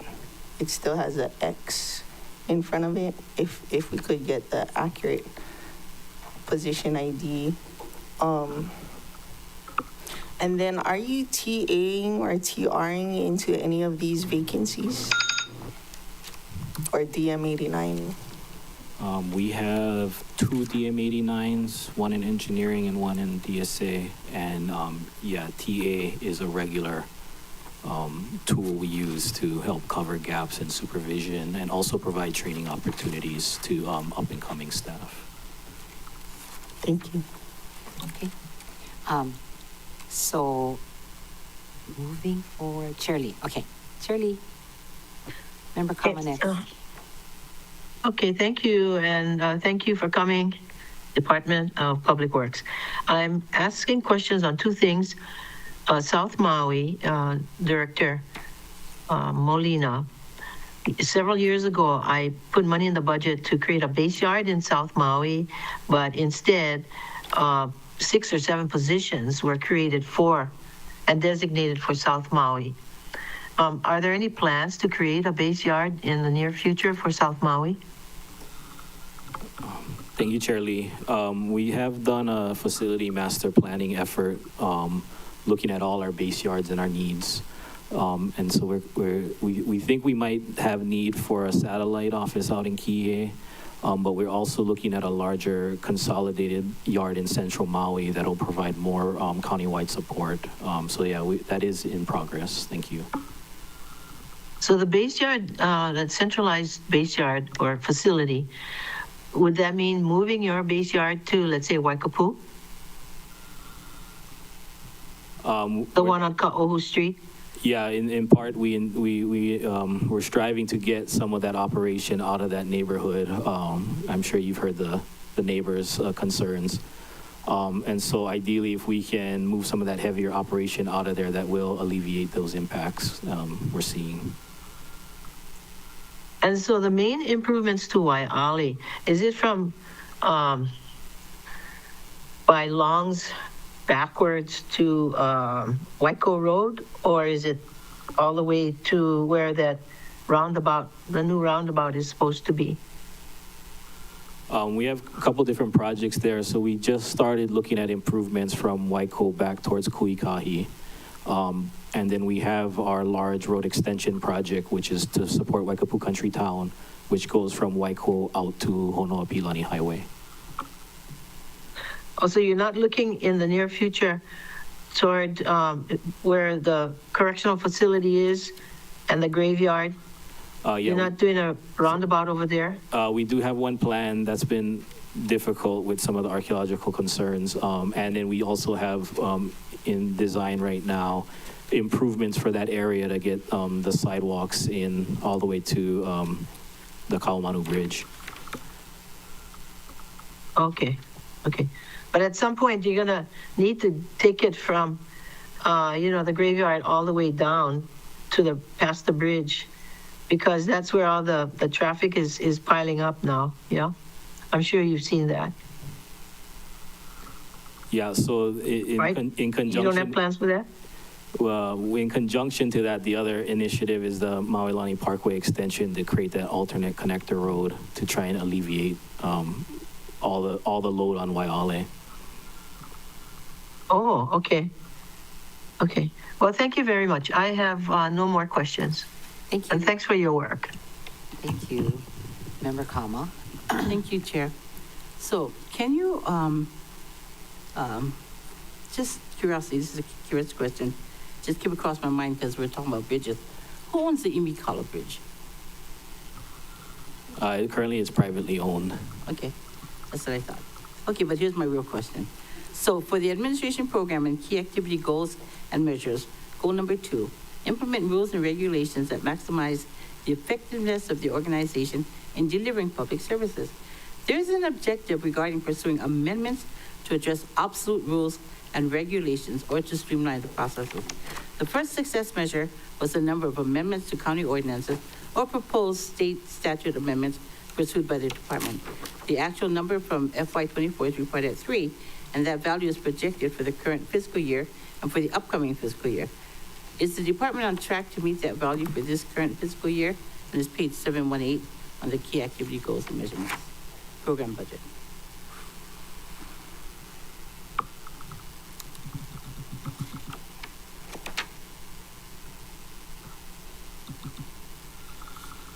Yeah, so whenever we encounter challenges with our codes, either ambiguities or just old codes, there's a lot of old stuff we enforce that's kind of not too sure. We have very detailed discussions about what was needed to actually amend those. And so we do, we have been working to try and improve upon those. And so, yeah, I would say yes, we still plan to bring forward legislation that'll help us with our operations. Okay. And so how long does that usually take for you guys to do that? It can take some time because depending on the depth that we try to do. So like for one example is we've been struggling with kind of drainage way maintenance and the scope of that and how far we take it, how detailed it needs to be. It's very simple right now, the way it's written. And so I kind of drag these guys along into the weeds with me when we talk about legislation to that extent. And so, yeah, we want to make sure we do a thorough job understanding what we want to bring forward before we propose it. Okay. So I have another question. So for our response to the 2023 wildfires, Public Works contracted with 4 Leaf right, to provide expedited building permit services. My understanding is that that experience has been a positive one, and permits were being issued on an expedited fashion. So what can we learn from that experience that can be applied to improving our standard building permit review process? Great question. Maybe I'll have Wade answer this one. Yeah, let him, go ahead. You're also quiet on that table. Wade Chimambukro, DSA administrator. So that's kind of a tricky question. I think what maybe people don't realize is the permits for the rebuild Yes. is a lot simpler because the auto infrastructure was currently built. Mm-hmm. So essentially, you're putting back to what was. Whereas once you start going forward, a lot of other agencies, excluding DSA, has stuff to consider, like water supply, the water service, sewer service, et cetera, et cetera. So those are some of the things that is not, 4-Leaf is not tasked with. So those are some of the things that makes it a little bit quicker for these permits to be reviewed. So, but is it possible to do? Yeah, let me, Wade, he never hit the home run I was trying to say. So what Wade and his team have been working on, and we is we're gonna extend 4-Leaf services, at least for our permitting plan review within our public works oversight, to have them assist us with our regular permit log. And so that process has already been started, and so we're kind of ironing out the kinks. And slowly we're ramping up on their services for us for the regular permits. But as administrator said, it only covers our side right now, and the other review agencies need to be looking at how they can improve their side of the review. Thank you. So when the other review agencies review the permit, how long do each of them take? I mean, is there a process that says it goes from you and then the next guy gets 20 days and the next guy gets 20?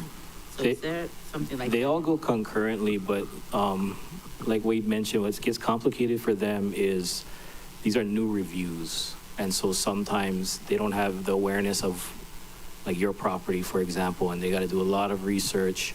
And then they often encounter issues that are larger than just your property that have to get worked through. And so that's what kind of drags out that process for them, where like he said in Lahaina, everyone had a permit already, everyone had a house already, so putting back wasn't that big of an issue. Okay, thank you.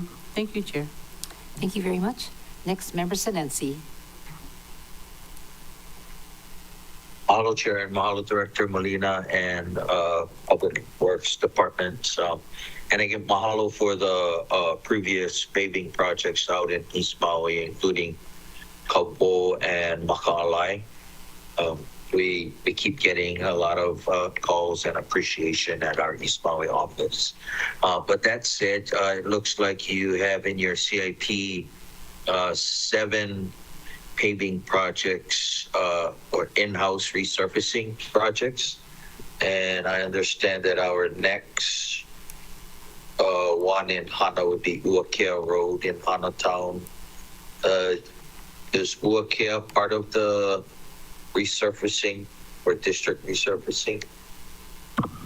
Thank you, Member Senensi. Yeah, it would fall under that program. Oh, okay. So we can expect it sometime this fiscal year?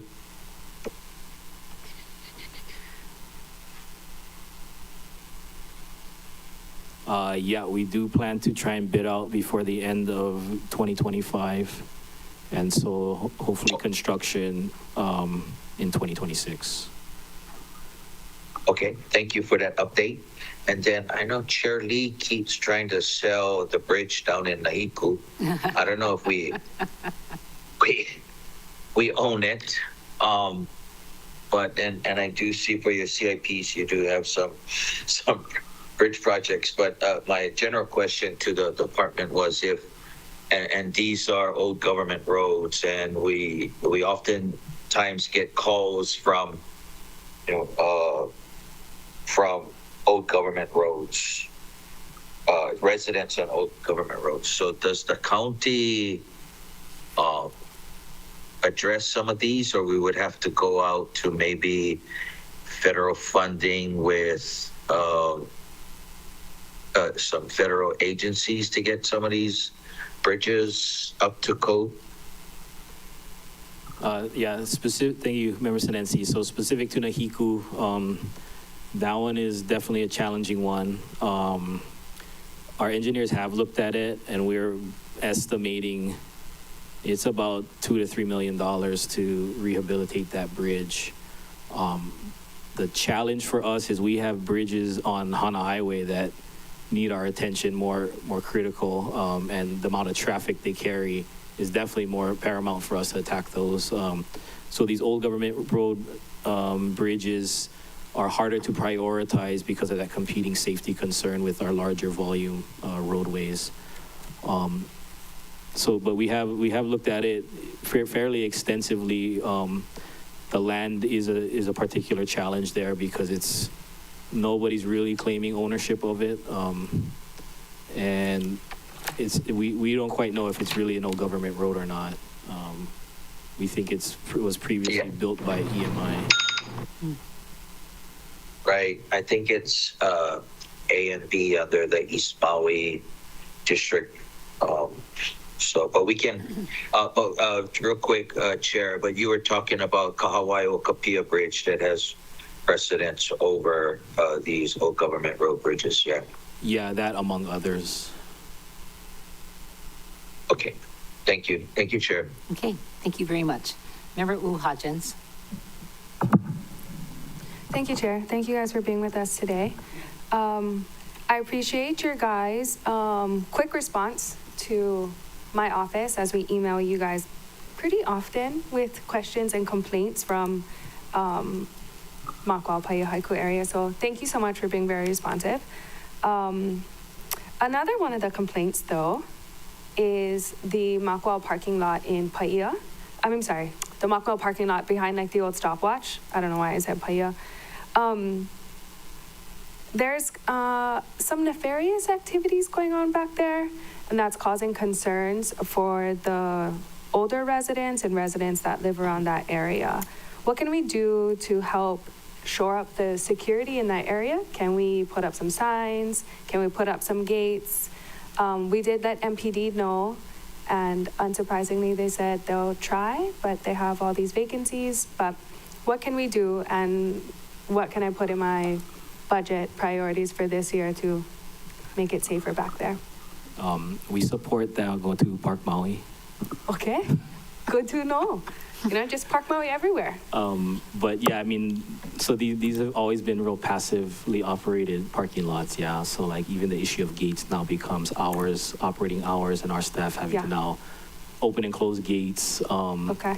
And so that's where we kind of have this challenge of like, yeah, it's been real low maintenance operations there. And now as we get into these issues of like security and all those needs, there's this question of, okay, so who's in charge of these parking lots? And so, yeah, I think that's open for further discussion. Do you guys maintain that parking lot? We do the maintenance, but yeah, like I said, like, sure, we fix lights, we'll go pave. But the gate would require opening the utilization of it, yeah, the management of it has not been handled by anybody really. One of my little sticking points that's annoying me right now are the requirement for signs for any enforcement. I know it's not you, but I'm just saying it's annoying. I don't have to walk around with a shirt that says, please don't hit me, for somebody to assault me to be illegal. That's not you. I'm just saying it's annoying that we have to pay for signs so people can follow the law just to ask them to follow. Like, here you go, please follow it. Annoying. I see that you and, or well, rather your department and every other department is reinstating the council cuts from salaries of last year. Did you guys use all of your funds? Do you have any potential carryover savings in your Category A account? Considering we just had police over. Yeah, Sorry I mean, to put it on you, but just because of the size of our department, we regularly have carryover savings in our A account through the vacancies, yeah. And you needed to reinstate the council cuts from last year for you guys to make it next. We We'd like to have that availability, but, given the constraints, willing to work with council to figure out what's appropriate. Okay, thank you. Thank you very much. Thanks, Chair. Okay, thank you.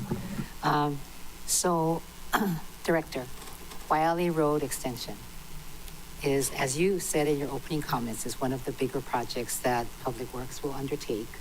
And I noticed that in your funding stack, and correct me if I'm wrong, but it looks like you're using, is it GE stands for GET funds, 6 million? That's correct, Chair, and that's to help pay for some of the water and wastewater costs tied to the project. Oh, there is a connection, but it's not listed in Bill 41 as one of the projects that will be funded with GE. That would be on page 57, 58, 59. Yeah, up to Hawaiian Homelands. I don't see the 6 million here. Oh, is it 600,000? It's 6 million.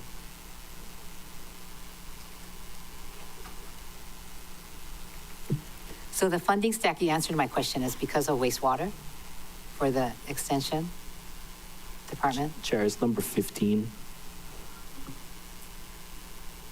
under the GET. Oh, it's number 15.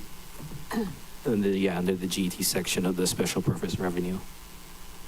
Oh, okay. Okay, good. It's there then. For wastewater. So, can you provide the status of this?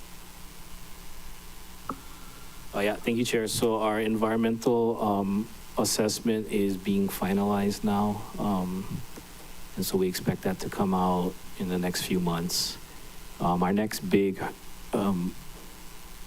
milestone is getting through our PUC approval with Hawaiian Electric, because we need to move the high voltage transmission lines, both on Waiko Road and Hono'opilani Highway. Then there's a few land acquisition matters to resolve, and then from there we do anticipate bidding out next summer. And we do have September 30, 2026 hard deadline to execute construction contracts to preserve our raised grant funding. Oh, very good. And of course, that happened so long ago, so there's no problem for our president to withdraw the funds or withhold it. There is this review occurring right now where the feds are having to look at these grant programs to ensure they're consistent with the new administration's policies. So we are waiting guidance from Federal Highways on how to proceed. So it is a bit uncertain at the moment. Wow. Oh, so there is. Even if the raise grant happened, 2 years ago? Yeah, unfortunately, because we didn't get into contract yet, it didn't make the pass. Oh, okay. Oh, that's so important. So under the Waiale Road, there's 57 million for federal. Is that in there, the raise grant?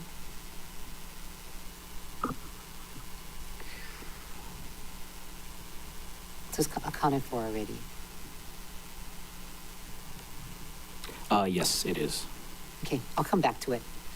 Next, we're going to go back to Member Cook. Member Cook has to leave at 2, so. Yeah, thank you, Chair. Timing. So Director, one of my one of my concerns with all the departments has been CIP projects, county funded for county benefit, often on county properties, having issues with the permitting. And that's where a lot of it comes in, possibly the state, historic preservation, et cetera.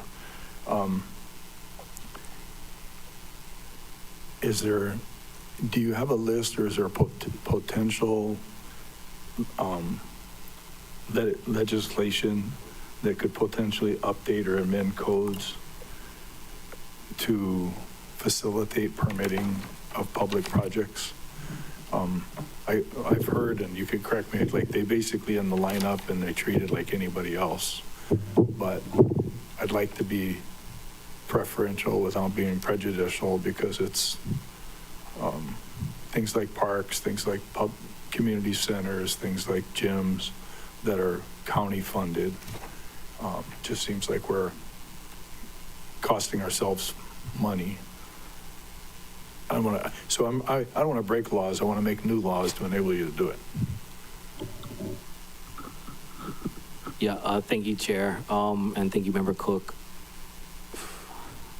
I'd say that one's a tough one because there is, it's a buffet of permitting, and each one has its own unique concerns, priorities, circumstances, and so I don't know how to answer that question generally. I mentioned before, like SHPD has improved because we have that facilitator now in the county archaeologist. So that's been tremendous in helping us help SHPD understand our priorities and ensure that what we're sending them is sufficient and, a good submittal.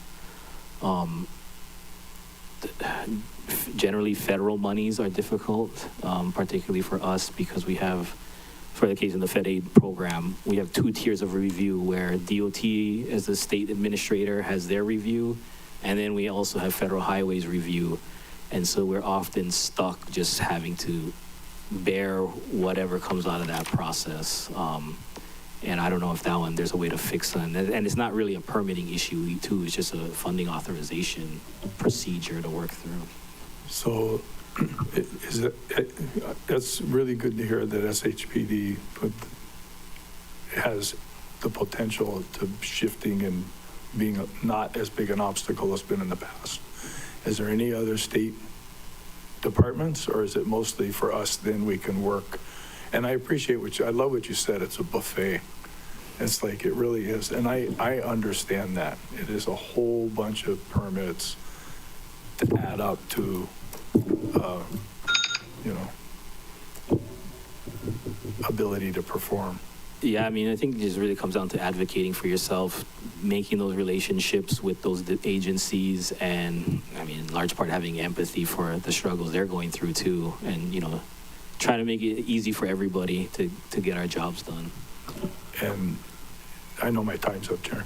And also working to submit really accurate, detailed drawings and specifications so that they're reviewable and approvable.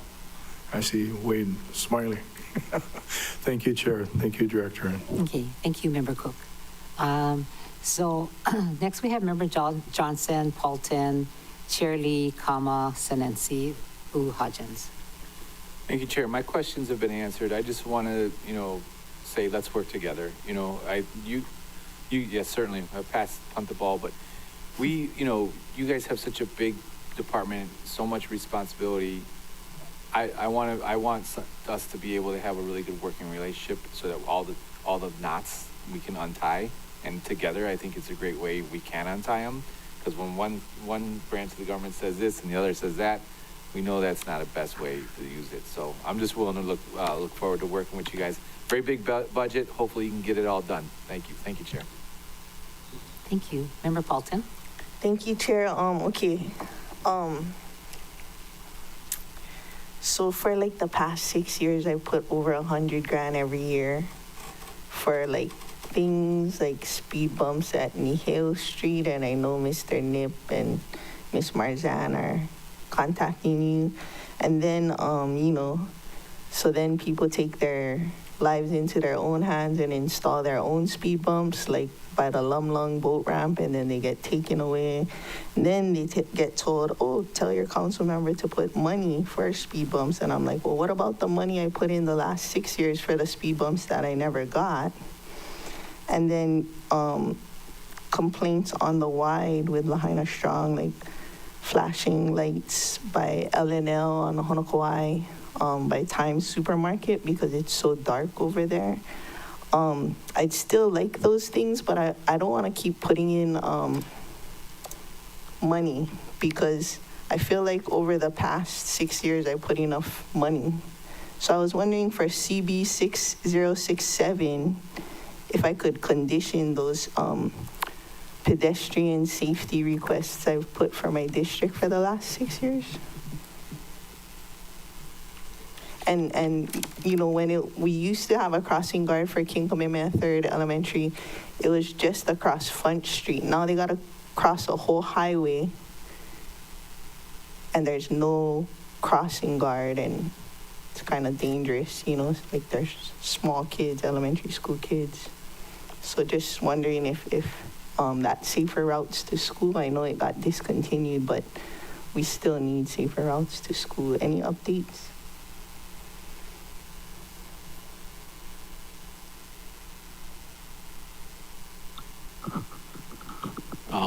We have not lost track of your requests that you prioritized for us. The wildfires did derail things a bit, where we more or less had to put a pause on a lot of stuff. But all of those are being tracked, and I can get you detailed updates on when some of those are coming in. That'd be awesome. I can get them in writing. Yep. My next question is, do you folks do the permitting for new swimming pools?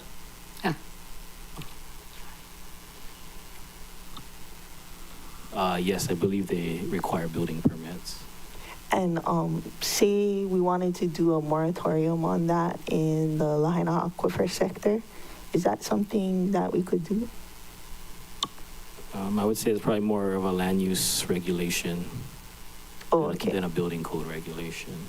Well, because we're not allowed new water for new housing, but somehow we're allowed new water for new swimming pools, private swimming pools. So I would defer to water supply on their service rules, and then yes, also land use drives what you can do on your property. We just make sure what you're doing is built safely. Okay, and then the maps. There's been some complaints that people cannot make corrections until each department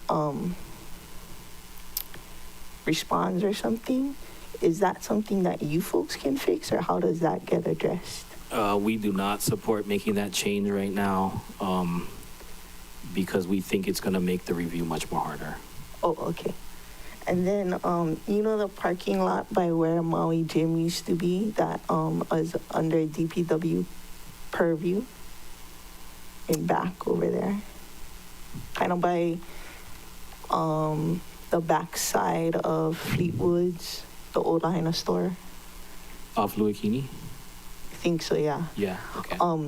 The property owner wanted to see if they can purchase it, and Deputy Wade said that you guys were okay with it, and she had thought that you had communicated something with them. Does this sound familiar at all? Yeah, I recall we were being asked if we had any objections, which we didn't, but I wasn't sure who was leading that effort. So if I give you their contact info, because something about surveying or something. Yeah, we can walk them through the process for them to ask for, to get those lands from the county. Okay, cool. Thank you. Chair Lee, followed by Member Kama. Director Molina, how many vacancies do you currently have in your department?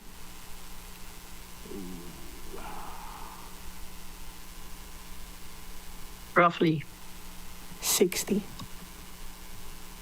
60. Okay, so are you making strides in this area, improvements since last year and the year before, with various kinds of, let's say, enticements with recruitment bonuses or retention bonuses or salary adjustments? Are you trying any of those, strategies? We do offer a small recruitment incentive bonus for hard-to-fill positions.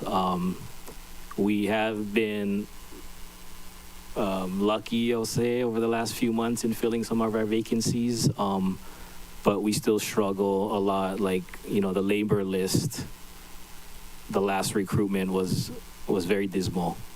And so we don't know, or we're still looking and thinking through how we can try and attract more applicants for those kinds of positions. Okay, do you think those challenges are the result of our civil service rules, or is it something that the council can help you with? Yeah, in large part, it's the civil service rules and the collective bargaining process. like we don't have much of a role in that regard when it comes to engaging in that. And so we just end up with what we get. So there's no, there are no improvements that you can think of to work out with, let's say, DPS? Yeah, I'm not aware what they would offer. I know if we could offer, I mean, you know, things like bonuses or any sort of additional compensation, it would help attract more applicants. But yeah, short of, you know, changing the whole salary schedule What do is its own endeavor. Okay, what do we start with? What do we offer at the bottom, the laborers?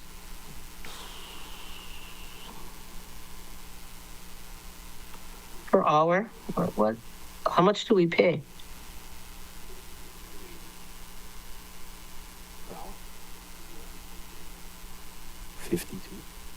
$52,000 per year.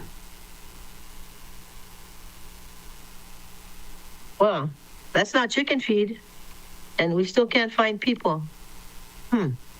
Relative to private That's construction, interesting. yeah, it's kind of chicken feed. Oh, it is? Okay. I guess part of So it too you is did talk about, is telling the whole story. You know, comparing the benefits aspect of working for the county. But a lot of young guys have a hard time thinking long term. So that's something where we can improve, is trying to help tell that story about why it is good to come work for the county. Okay, thank you. Member Kama. Oh, wow.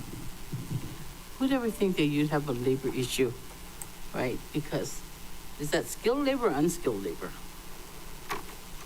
That's unskilled. Okay. Just side note. Oh, it gotta be fit. Okay, so I wanted to tell you about a couple of things that have occurred this past couple of days. Groups of kids, and I know they're kids, because when I scold them, they tell, "I'm sorry, Auntie." But you know what they're doing? Groups of 3, 4, 5, riding their bikes all over the creation, in and out of traffic, and I'm just, oh, if it was my kids, I'd lick them. But it's dangerous for them to be doing that, right? And here we have these wonderful street improvements that helps young people, people drive and drive safely, but we've got young kids. And I saw 2 groups of young kids. One of them was in Kahului, the other one was in Wailuku, doing those wheelie wheelie things on the highway without any sense that there's traffic behind of them and coming up on the side of them.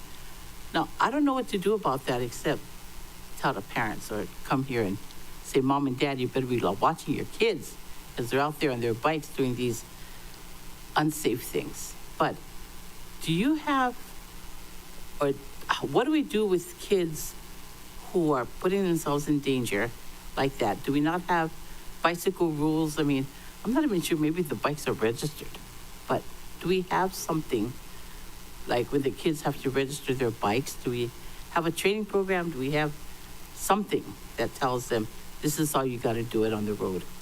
I mean, we build all these wonderful bike paths, right? But they don't use them. Yeah, I know that's an issue that was being taken up at the state ledge as far as these electric bikes are becoming more powerful and needing to classify the different tiers of them and provide additional requirements. But I would have to defer to DMV, who does the licensing, and MPD that does enforcement, to get ahead of that issue. It's dangerous, but yeah. So another thing I was going to ask, like on the Beach Road, Wai'ehu, is it Wai'ehu Beach Road? Yeah, it's Wai'ehu Beach Road, just past the bridge. I think the community on the Paukukalo side was asking for flashing lights for their people to cross the street from the bus stop to get to home.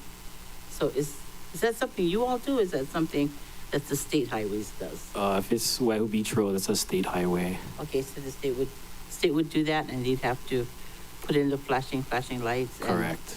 I see, okay, That would be their equipment. okay. Okay, well, other than that, that's all the questions I had, Chair. Thank you. Member Sinensi.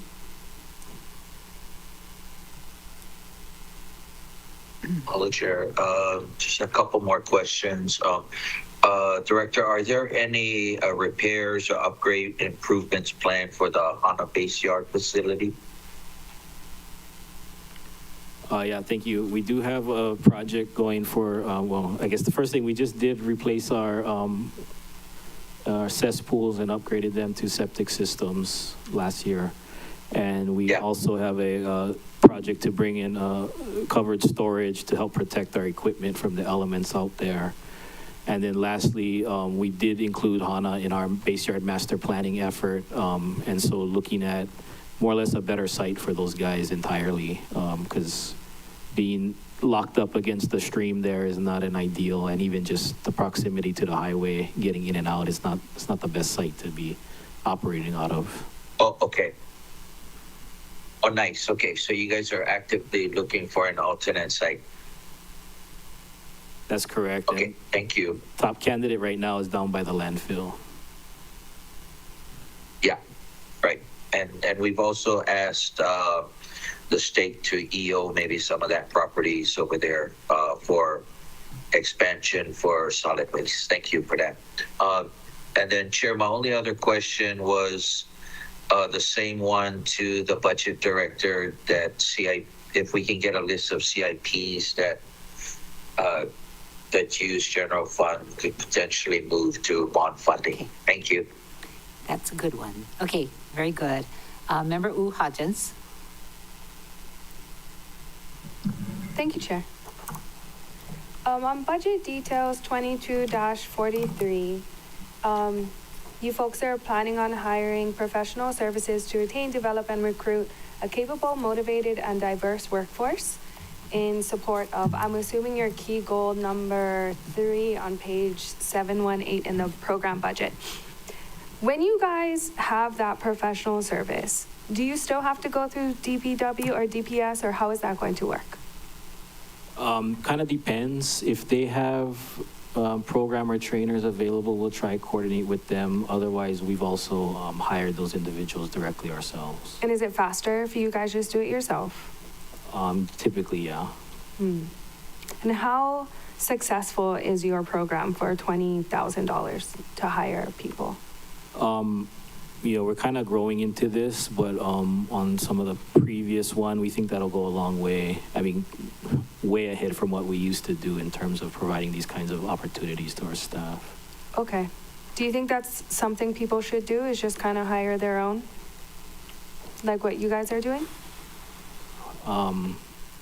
In part, I think there also needs to be more robust supervisory training across the county to understand our policies and practices better. Okay. But then there's also tailored needs based on the department, the unique operations of each department. Sure. Okay. Regarding the salary increases for engineers, they have now a special salary schedule. Was that set by HGEA, or how did they come with this schedule? Yeah, the union agreed to it, but it was kind of driven by other agents or other municipalities in the state kind of taking the lead in creating these changes first. Okay, and that's just for engineers? Correct. Statewide? I believe, no, each employer has their own salary schedule, but I believe it's consistent. Okay. And do you think that'll help not only retain, but hopefully attract more engineers? I think, yeah, I mean, we competitive? definitely had people not leave as a result. And were we going to lose some engineers? yeah, totally. Okay. And so I think we also getting a few applicants that the pay has attracted them to the county. Sure. Okay. Would you mind sharing that schedule with us? I only see it in the details, and I only see just where it's been increased, but is there a formula to how it's been increased? I'm not sure the formula they use, but we can provide the schedule. Okay, thank you. Thank you. That's all for me, Chair. You're fine. Okay, thank you. So I'm just curious, did we want Gary Ambrose to join us? He's sitting in the chambers. Well, I think if Molina wants him to. Oh, no, it's okay. Oh, okay. Okay. We're almost done, huh? Yeah, I think so, but I think he might want to say a few words, you know.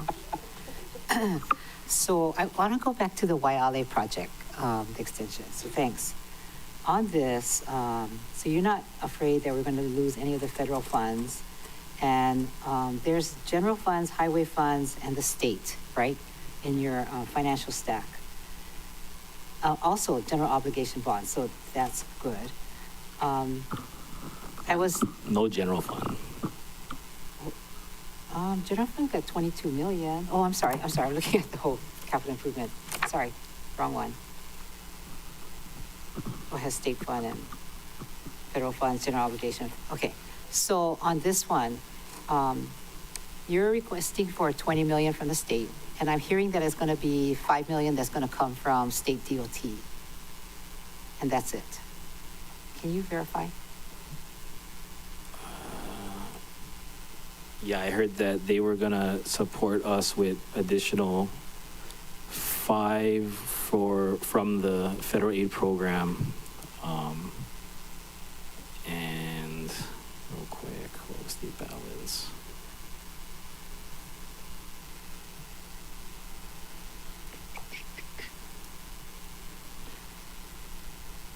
That came from its Director Sniffen. Oh, excuse me, 5 from the state and 15 from the Fed aid funds.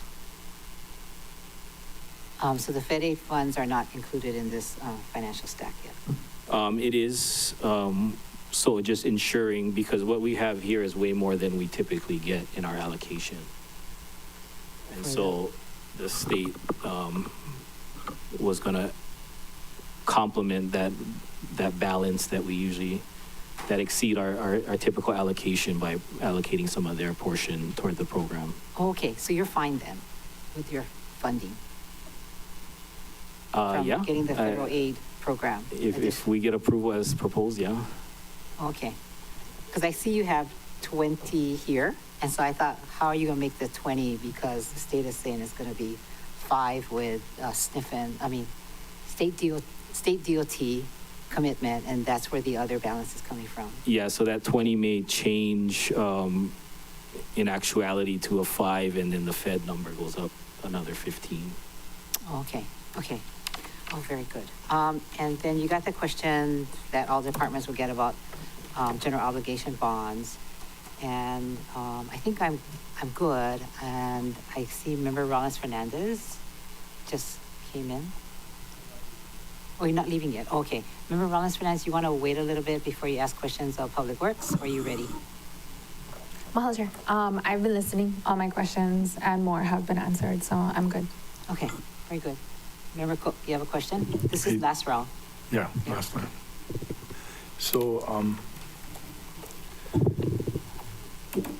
county schedule for road resurfacing, is that something is it a public, people can get on it? People ask me all the time, when's this road going to be rescheduled, surfaced, or this one or that one? Is that just call you guys and ask? Or? Yeah, because we don't want to overpromise. Okay. Because it can move a little, but we do generally have the list of roads for each district mapped out at least 2 to 3 years. So that must be an item as far as for like cost increase, difficult to budget in advance because the cost of oil and materials.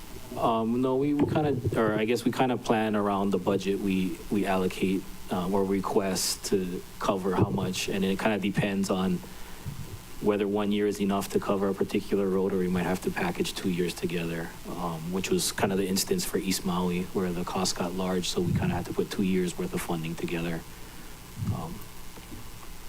Yeah. Okay. But we can provide you a list of what we have planned for this budget. Okay, thanks. Yeah. Anyway, that's all my questions, Chair. Thank you very much. Okay. So last round, 2 minutes each. Anybody more questions? Besides Member Paulson. Member Rollins Fernandez. Okay, Member Rollins Fernandez, you have had no time yet, so please proceed. Mahalo, Chair. Aloha, Director, Deputy Director, staff. I think my questions might end up being for Budget Director, but could you explain the change in, or either Director or Budget Director?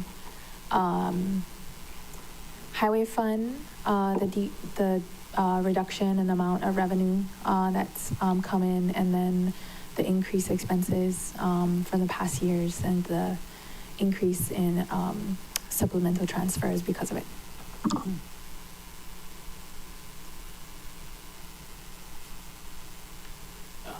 Just generally speaking. I'll start. I know there was an issue with some of the DOT's funding with the federal component, which was the supplemental transfer. But what I understand is that's atypical. We usually don't have that supplemental transfer too regularly. Correct. That's why I was asking about it. Do you know how much that federal funding, and we were denied that? Was that part of like a formula fund that Director Takamori was kind of speaking to, or is that something more discretionary? I would have to defer to you on that one. Thank you, Chair. Thank you, Councilmember Rollins Fernandez. I'm sure Transportation could answer that in writing, but I believe what Director Takamori was saying, that that was a federal program that maybe was either discontinued or reduced, and so now the counties had to step in and make up that difference, but he could provide you with the specifics. But for the supplemental transfer regarding the federal fund that we're doing the supplement for? So I think I would say there are a variety of reasons for the increase in the supplemental transfer this year. Specifically for Public Works. Well, it's hard to differentiate on Highway Fund between Public Works and Transportation, but I would say, we did have over $6 million less in carryover savings in the Highway Fund this year, so that's certainly part of it. And we have some increased operational expenses, obviously, under the Highway Fund, and that would be specifically for Public Works, as we talked about Transportation already today. Thank you, Chair. Okay, mahalo, Budget Director. Mahalo, Chair. You're done? Member Paulton. Thank you. I just wanted to clarify her answer. So is there any general fund supplemental transfer for Public Works this year? Thank you, Chair. Thank you, Councilmember Paulton. The Highway Fund supplemental transfer this year is for both Public Works and the Department of Transportation. We don't differentiate how it's split between the departments necessarily because it's all Highway Fund. Oh, okay. Because I thought the Highway Fund over here had like 5 million or so, and that just stays in the Highway Fund. It doesn't go to the general fund and come back to the Highway Fund. Thank you, Chair. Thank you, Councilmember Paulton. Yes, that's correct. Any fines, fees, or charges for service or anything like that that are Highway Fund go directly into the Highway Fund. They don't route through the general fund. Okay. There's a good friend of yours that's also suing you that is going around and telling everyone that we're waiting on the County of Maui to introduce legislation based on Senate Concurrent Resolution 153 and Senate Resolution 123 in regards to Hui roads from the judiciary. Is there any plans to do that? And if you were, how much would the resurfacing and speed bumps cost that I would need to put in for?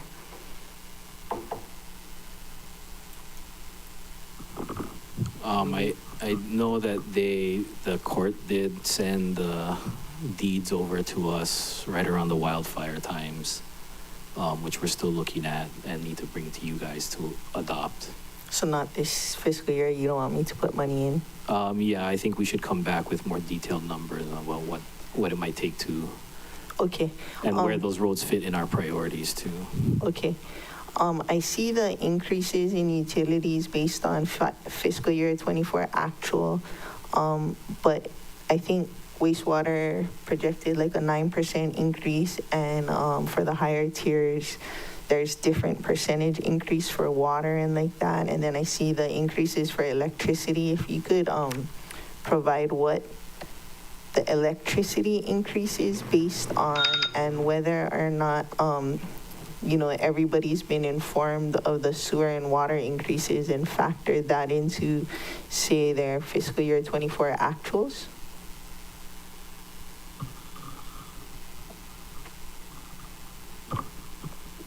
you need to respond in writing, you can.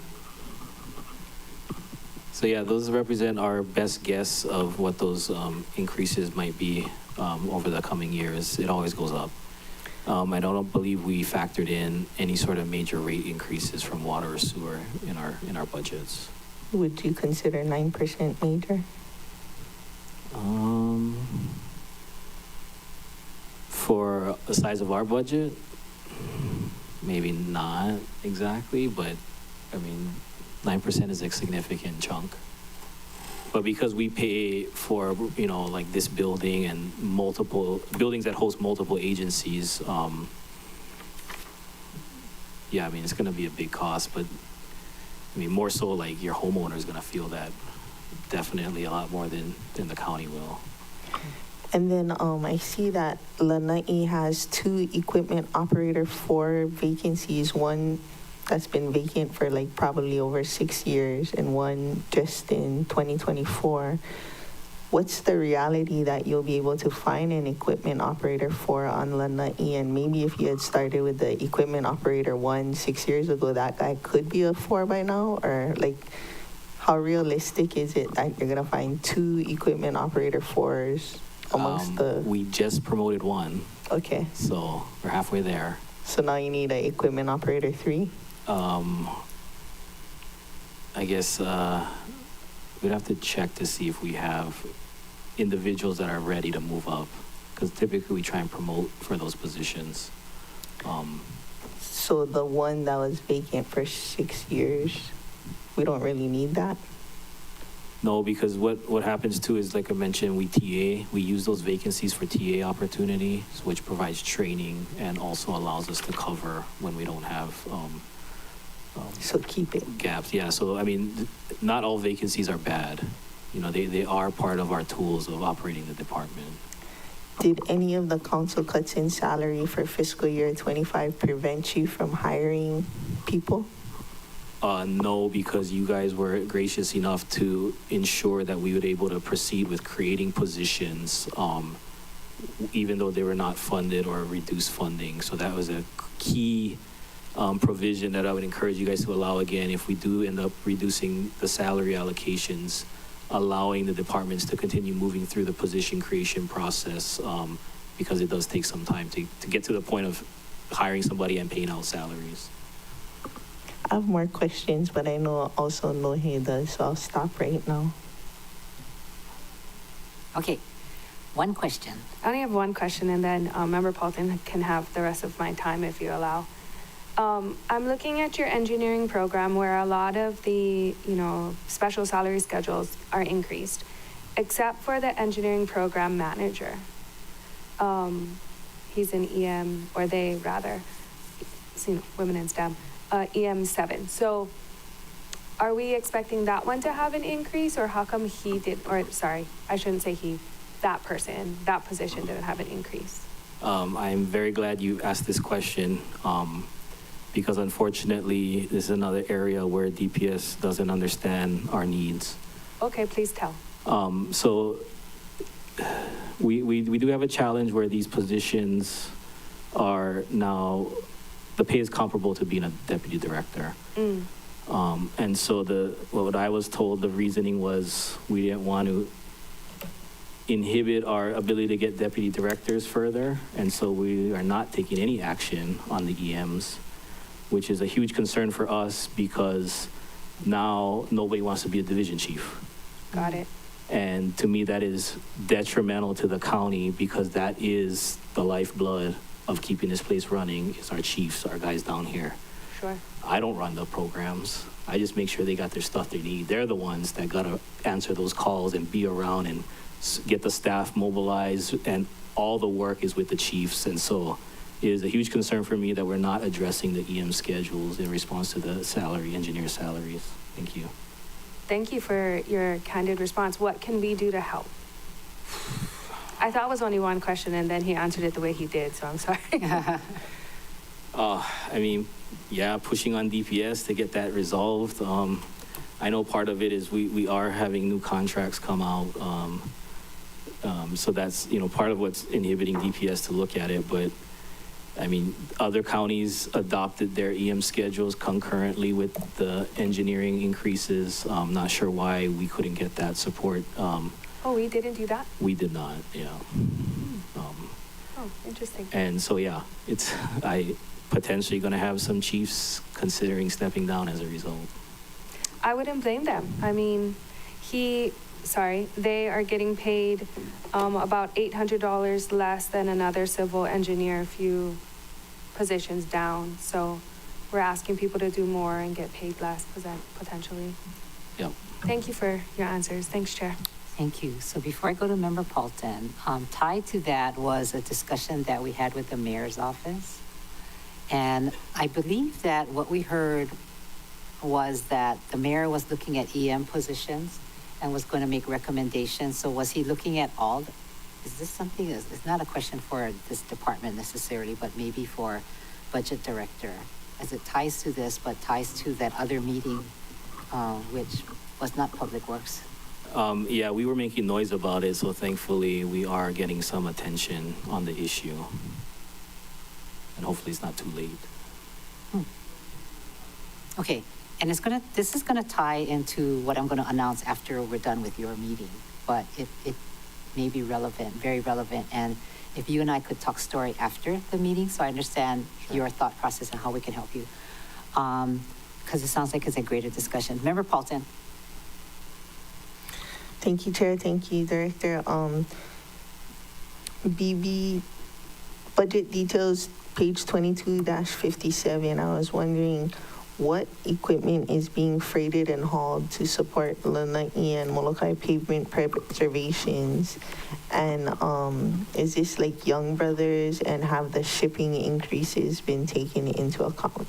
Yeah, that's correct. Is to haul the paving equipment to the outer districts, Lanai and Molokai, so we can have our in-house crew support those areas also. And you took the proposed shipping increases into account on the estimates? Yeah, so this is a budget. We've only recently had the program big enough to now where we can feel comfortable mobilizing to those districts. So we'll see how far this gets us. Oh, I see. And then the permitting fees that Four Leaf collects, do they get to keep that? They keep a portion, which is their cost, and then the balance returns to the revolving fund and the general fund. And then, but we put out a contract, so we prepaid them, and then they keep a portion of the fees, or how did that work? Yeah, so we pay them under the contract, and the payment is based on a percentage of the fees, and then there's a flat cost to operate the recovery permit center and some of the overhead costs, just to have the office open. Okay, and then there was a portion in there talking about receiving reimbursements from FEMA and Federal Highways Administration emergency, well, their ER recovery funds, like 5.2 million and 2.2 million. If the county does get that, does it go into the general fund or the highway fund? Typically, it's the highway fund, because most of that work is highway funded related. Okay, and then the DHHL lease, is that directly in behind of the existing base yard? Yeah, so up behind there was a parking lot that I think used to be used by the hotels, or I forget who exactly. And so DHHL authorized us to use that in the interim, so we can secure our equipment. Do you need to, your two leases, the one in Central and this one, do you need to do fencing and security on that? Yes, we will need. I don't think the DHHL one is fenced fully yet. Okay. Okay. Thank you. All right. Department, you have any comments before we close? No, thank you, Chair, and appreciate the work of the council on the budget. Thank you. Okay. I always say with this director, because he worked in the Office of Council Services and he did budget, by the way, he is swift. So I love to work with him or hear what he has to say, right? Anyway, thank you very much, and we will see you again in regular committee meetings. Thank you very much. All right, members, so it is now 2:21. Member Cook, thanks for sticking around, 'cause I know you're going to leave early. If any of you have questions for the departments, please submit it to OCS by 9 o'clock tomorrow morning with any additional questions. Today at 4:30, your Economic Development, Environmental, and Cultural Program conditions are due at 4:30 to staff. And remember, your priorities are also due Thursday, April 17th by 9 o'clock. Member Rollins Fernandez. Mahalo Chair, I was hoping someone can explain to me why our district priorities are due today when we're not completed. Oh, it's not? We haven't, I'm sorry? No. That's what you just read. Your $140,000 project. Yes. Oh, it's, Yes, OED, district yeah, funds. OED Yeah. pot. Cultural, environmental. Yeah. Yeah. We're Yeah. talking about the same thing. Okay. We're So- not done with our hearings, our evening hearings, and we didn't go to South Maui or Paia yet.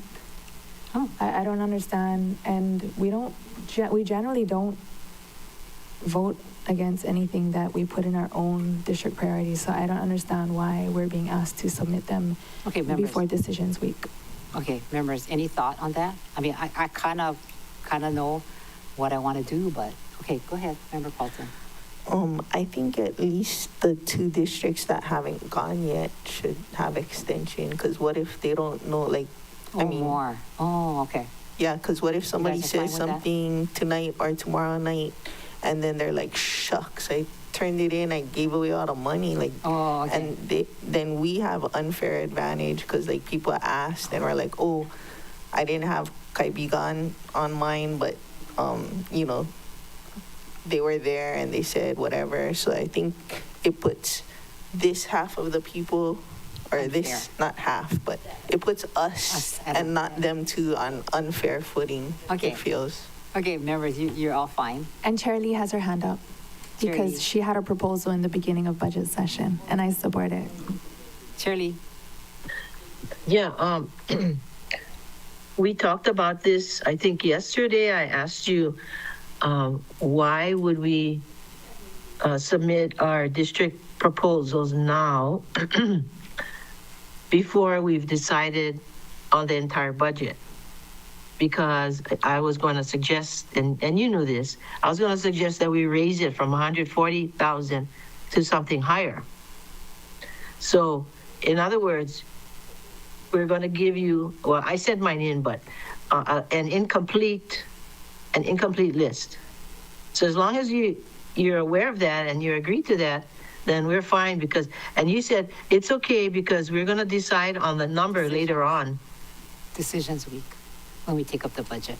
Yeah, yeah, because I said, well, what if we decide on a higher number than 140? And you said, well, we're going to decide on that later on. Right, right. So that's why I didn't feel bad that I was submitting my list today when it's incomplete Okay, to me. to you. Yeah. Okay, two things then, members. For Member Uhajens and Member Cook. Oh, and I forgot Charlie and Member Kama are on Thursday, so Oh, that's true. I forgot about that. That's true. So 5 of us have an unfair advantage. Okay, so you guys want to change the deadline to Friday? I'd like to change it to decisions week when we can vote. What do you guys want to do? That's what I would like to do. That might be better, Chair, because, then we'll know what that limit is, Okay, you know? okay, yeah, taking That might affect the people on the list take right into now. account all that we're trying to do for the entire budget. Yeah, since we're going to be doing cuts and not only ads, right? I mean, seriously. All right. So next week, Monday, is that all right with you guys? Okay. Next week, Monday, during decisions week. Any thoughts? We're We have- taking up OED on Monday? No. I don't understand why you need it so quickly. We're taking what up. is I asked Do have that the in my wrong date? initial February question. 21st, we're doing decisions. We're going to be done with all the departments. Am I wrong? So whenever we take up OED is when we should take up We had OED The list. already on April the 1st. in decisions week, Chair. Oh, we're gonna do the Bill 41 in alpha order. So it'll come up eventually. So I want to set a date wait, hang on, recess. We'll come back at, what, 3? Chair? 2:30? Well, before you recess, can we excuse the department? They don't have to Oh, I'm hear sorry. this discussion. We love Jordan Molina, but not that much. Sorry. What's she saying? I think you can leave. Sorry about that. You want to hear this? Okay. So let's take a break to 2:35.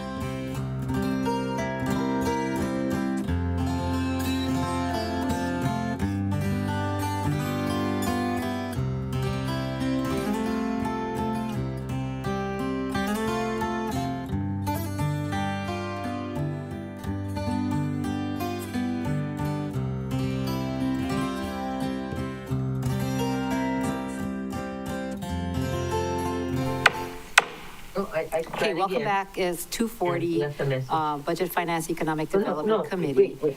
And we took a I break did more than leave a just message. for the break, but before we start, Member Rollins Fernandez, who's your brand new baby?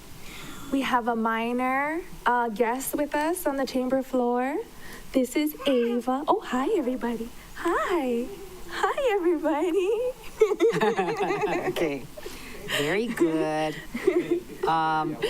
Okay, so to answer your question on the economic development, environmental, cultural program conditions, based upon the points brought up, would next week Monday at noon be okay for you to turn in whatever your conditions are for your districts? And if you have it done, like mine is done, you can turn it in earlier. So earlier the better. And the reason why the department needs it the staff needs it is, have a really good example. So as you know, one of the things that I have started and did all these years is, well, maybe you don't know, but Maui Matsuri. So graciously, the mayor put in the budget last year, and it was under Maui Matsuri. That's not its real name. The entity is Maui Japanese Cultural Society of Maui, Inc., or maybe it's Japanese Cultural Society of, Maui, Inc., or whatever it is. And the legal name, because the legal name was wrong, it delayed the money flowing forward. So the department, the staff needs to look up all of these legal names to make sure it's correct, or as best as we can. I hope that you do that so we don't run into those kinds of stumbles as we try to put together Bill 41 as it needs to be with correct entities. So next week, Monday at noon. Any comments? You're good? Okay. Yeah. Next week, okay. And then. Wait, no. Yes? So, when are we gonna decide on the new amount? So decisions week. We can take it up earlier than alpha order in Bill 41. So we can take it up. Yeah, okay, we can take it up on Monday. Yeah. Okay, good. Okay. And again, as we're looking at departments and we're saying we're going to cut budgets, I want us to be sensitive to that also as we go through Bill 41. And also on Thursday, the 17th, will be your priorities, the member priorities. And there is a template that the OCS staff made so that you could fill in for both. It'll guide you through the process. And I also wanted to find out from you, today was a good example.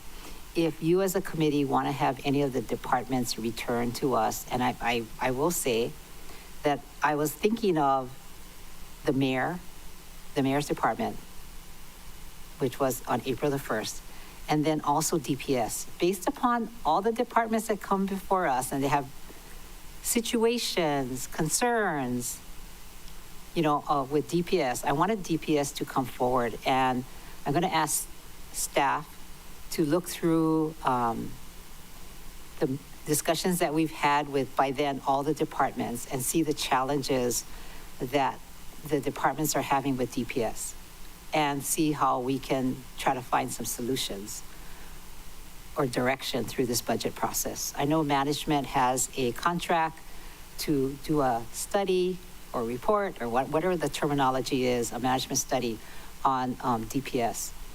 And it sounds like it's pretty deep, the problems that the departments are having. So is that all right with all of you? Return. Member Paulton. Yes, and I just was wondering, the question I asked about the 1/1900, it's okay for us to send to DPS to get an accurate listing of those ones which are posted for recruitment and or otherwise. That's okay. Yeah, okay, so you got it? You folks all got that? Okay. Thank you. All right, so I wanted to ask for, it would be Department of the Mayor, right, with Cynthia Lalo, who, when she came before us on April 1, there was a response sent to us with volumes of paper, which is Office of the Mayor 3, I think it was. Is that right? It was 3, yeah? And you can look at that, as well as DPS. So that would be on Thursday. Is Thursday the open day for that?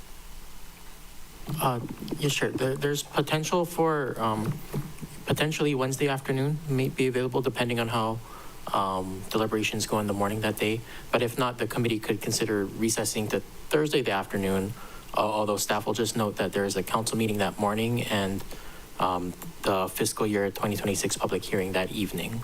So there may be some time constraints depending on how the morning meeting goes, et cetera. Okay, so next week, I mean, yeah, okay, I will. But this week, Wednesday, we're going to have the tail end of all the departments, right? And with OCS and Ag. Okay, those are only two. Yes, sure. And then I believe the committee set aside some time in case it needed to discuss like general budget provisions and other additional legislation, things of that nature. Okay. And then I was thinking then, do you want to take up on Wednesday those two departments and then maybe recess to the next day if need be? Okay. Oh, wait. Oh, Chair Lee has a thought. Yeah, I'm wondering why you need to talk to the mayor's office. Well, I can see DPS, well, even DPS, because we all know there are major problems with the system, yeah? Mm-hmm. That I don't know that we can fix in one day, but okay. What did you have in mind with the mayor's office? Well, because the mayor's office came and but a lot of the response was sent it to me in writing. So we did get their response in writing. And I just wondered if you have questions on their responses back to you, or if you're fine, we won't bring it back. But those are the two that I had identified that I would like to come before us. And if any of the members had questions for the mayor's office, now's the time. And then again, DPS. That's why. You know, I was hoping that the council that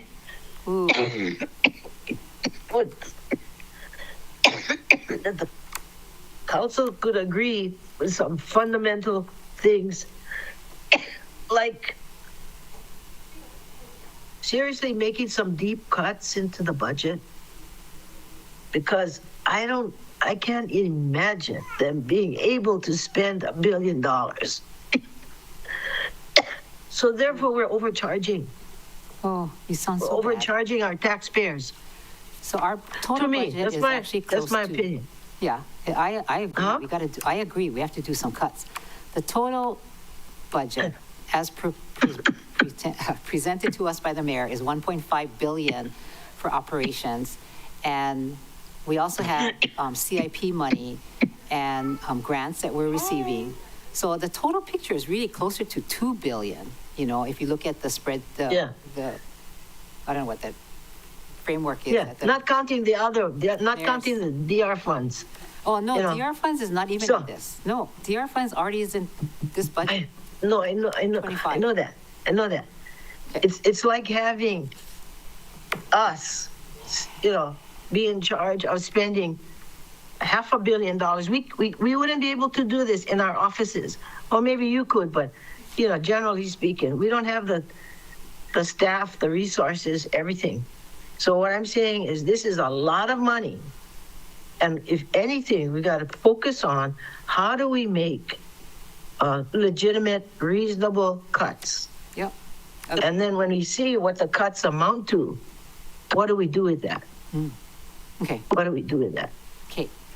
That's why, I didn't want to spend too much time more on the departments because we're done. I mean, what more can you say with them? Okay, members, do you want to hear back from the mayor's office? That was my suggestion, as well as DPS. Sure, I'm okay, but I only heard the day of the week. Do you mind putting what number of the day that is? Okay. So today is the 14th, right? Tomorrow we have DEM in full, as well as we go to Nohe's residency area meeting. And then on Wednesday is when we have Ag and OCS. And on this day, I wanted to tag in the mayor's office as well as DPS. And that meeting starts at 10 o'clock on Wednesday because of the, Okay, I'm okay with it, but that's our webinar date. Like, you know, we have community meeting. oh, he's talking about Lahaina. Yeah, So what does that mean to you? that means. You don't want to do it? Well, I'm gonna be on the webinar at 5:30 5:30? Okay, ish. okay. So hopefully, you know, we start at 10 on Wednesday and we can finish the two departments and then get you off to your webinar at what, 4:30? 5:30? Okay. Member Johnson, did you have your hand up? Yes, Chair, thank you. I just want to prepare the body that I have some hefty priorities. I won't get into them because of sunshine law, but I do have some hefty priorities, just letting you guys know. No, Corey, I just asked already, and I'd prefer just to hold off, but Okay. I think just letting you know, there's some big stuff coming from my office. We always expect big stuff coming from your office. Okay, then on the 17th, right? Yeah, that's when your conditions will be due, your priorities are due at 9 o'clock Thursday. And you're okay with mayor and DPS? Or What are we hoping to achieve with the, oh, sorry. yes, Mahalo Chair. So I'm sorry. Will you please repeat the, like, what are we hoping to achieve by having DPS and the mayor speak to us? I think well, because of the answers that we got in Office of the Mayor 3, and I just thought maybe you wanted clarification on some of them because it was kind of a hefty response with lots of graphs and a lot of whatever that you wonder why we didn't receive it on April 1st when we first started, right? But that was their response. So if you guys are fine, you don't need to have them come back. I'm fine with that. The other one was personnel, which sounds like we want to have personnel come back. And now that we heard all the departments and each one of them talked about their challenges that they're having with personnel, I would like to hear from them as to how we can be better, how we can work better. What do they need, right? Because it sounds like there's a problem. And remember, Kama? I mean, I'd like to hear from DPS too, because it seems like the departments are being held up through that process. And I think we should figure out how to help them so they can figure out how to help all the departments. Thank you, Chair. Yeah, okay. Okay, let's see. Chair, I have a point of clarification. Sure. You know, the priorities are due at 9 a.m. on the 17th. Like I had one proposal, which was to take resiliency hubs from the office of the mayor and put it into MEMA. Is if it's not a increase or decrease or whatever, it's just a here to there, is that a priority? Like how do I do that?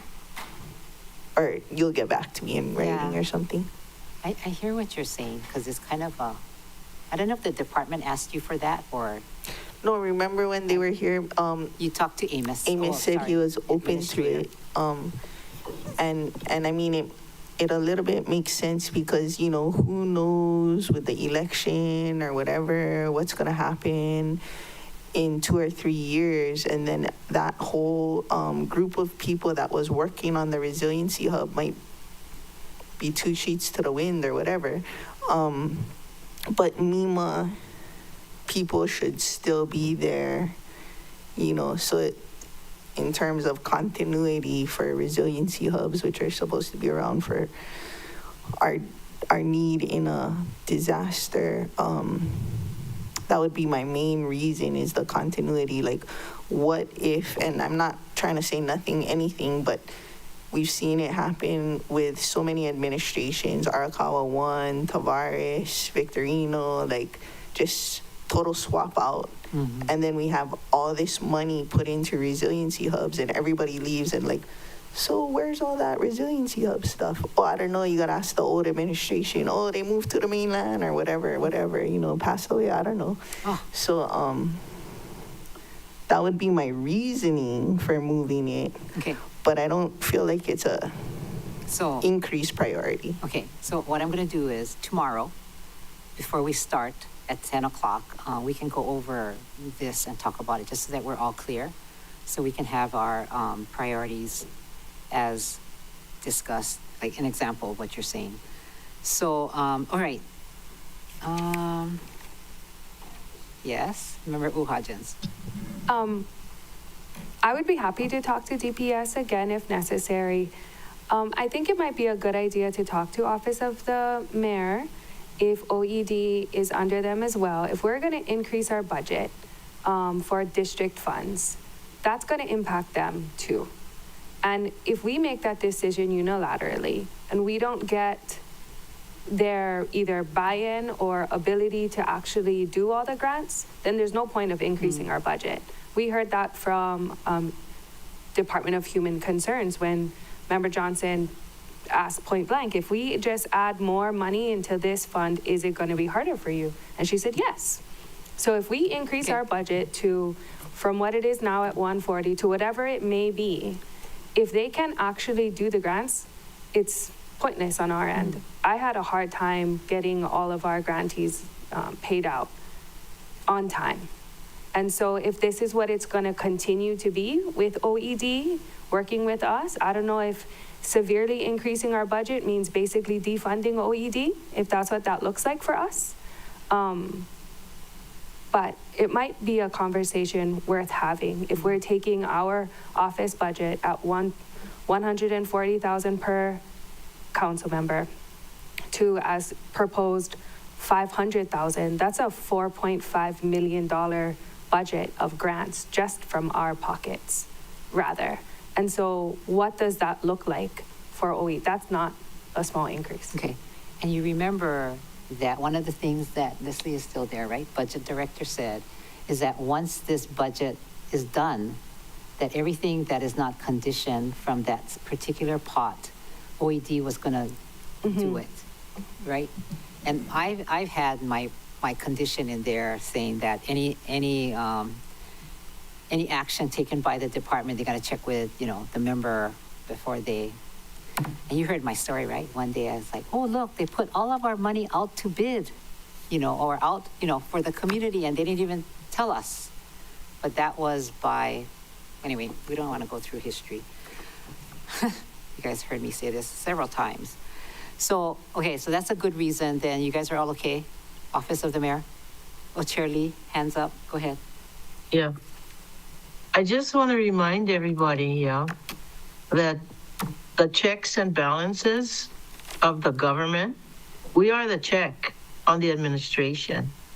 And that doesn't mean that we have to appease them at every turn.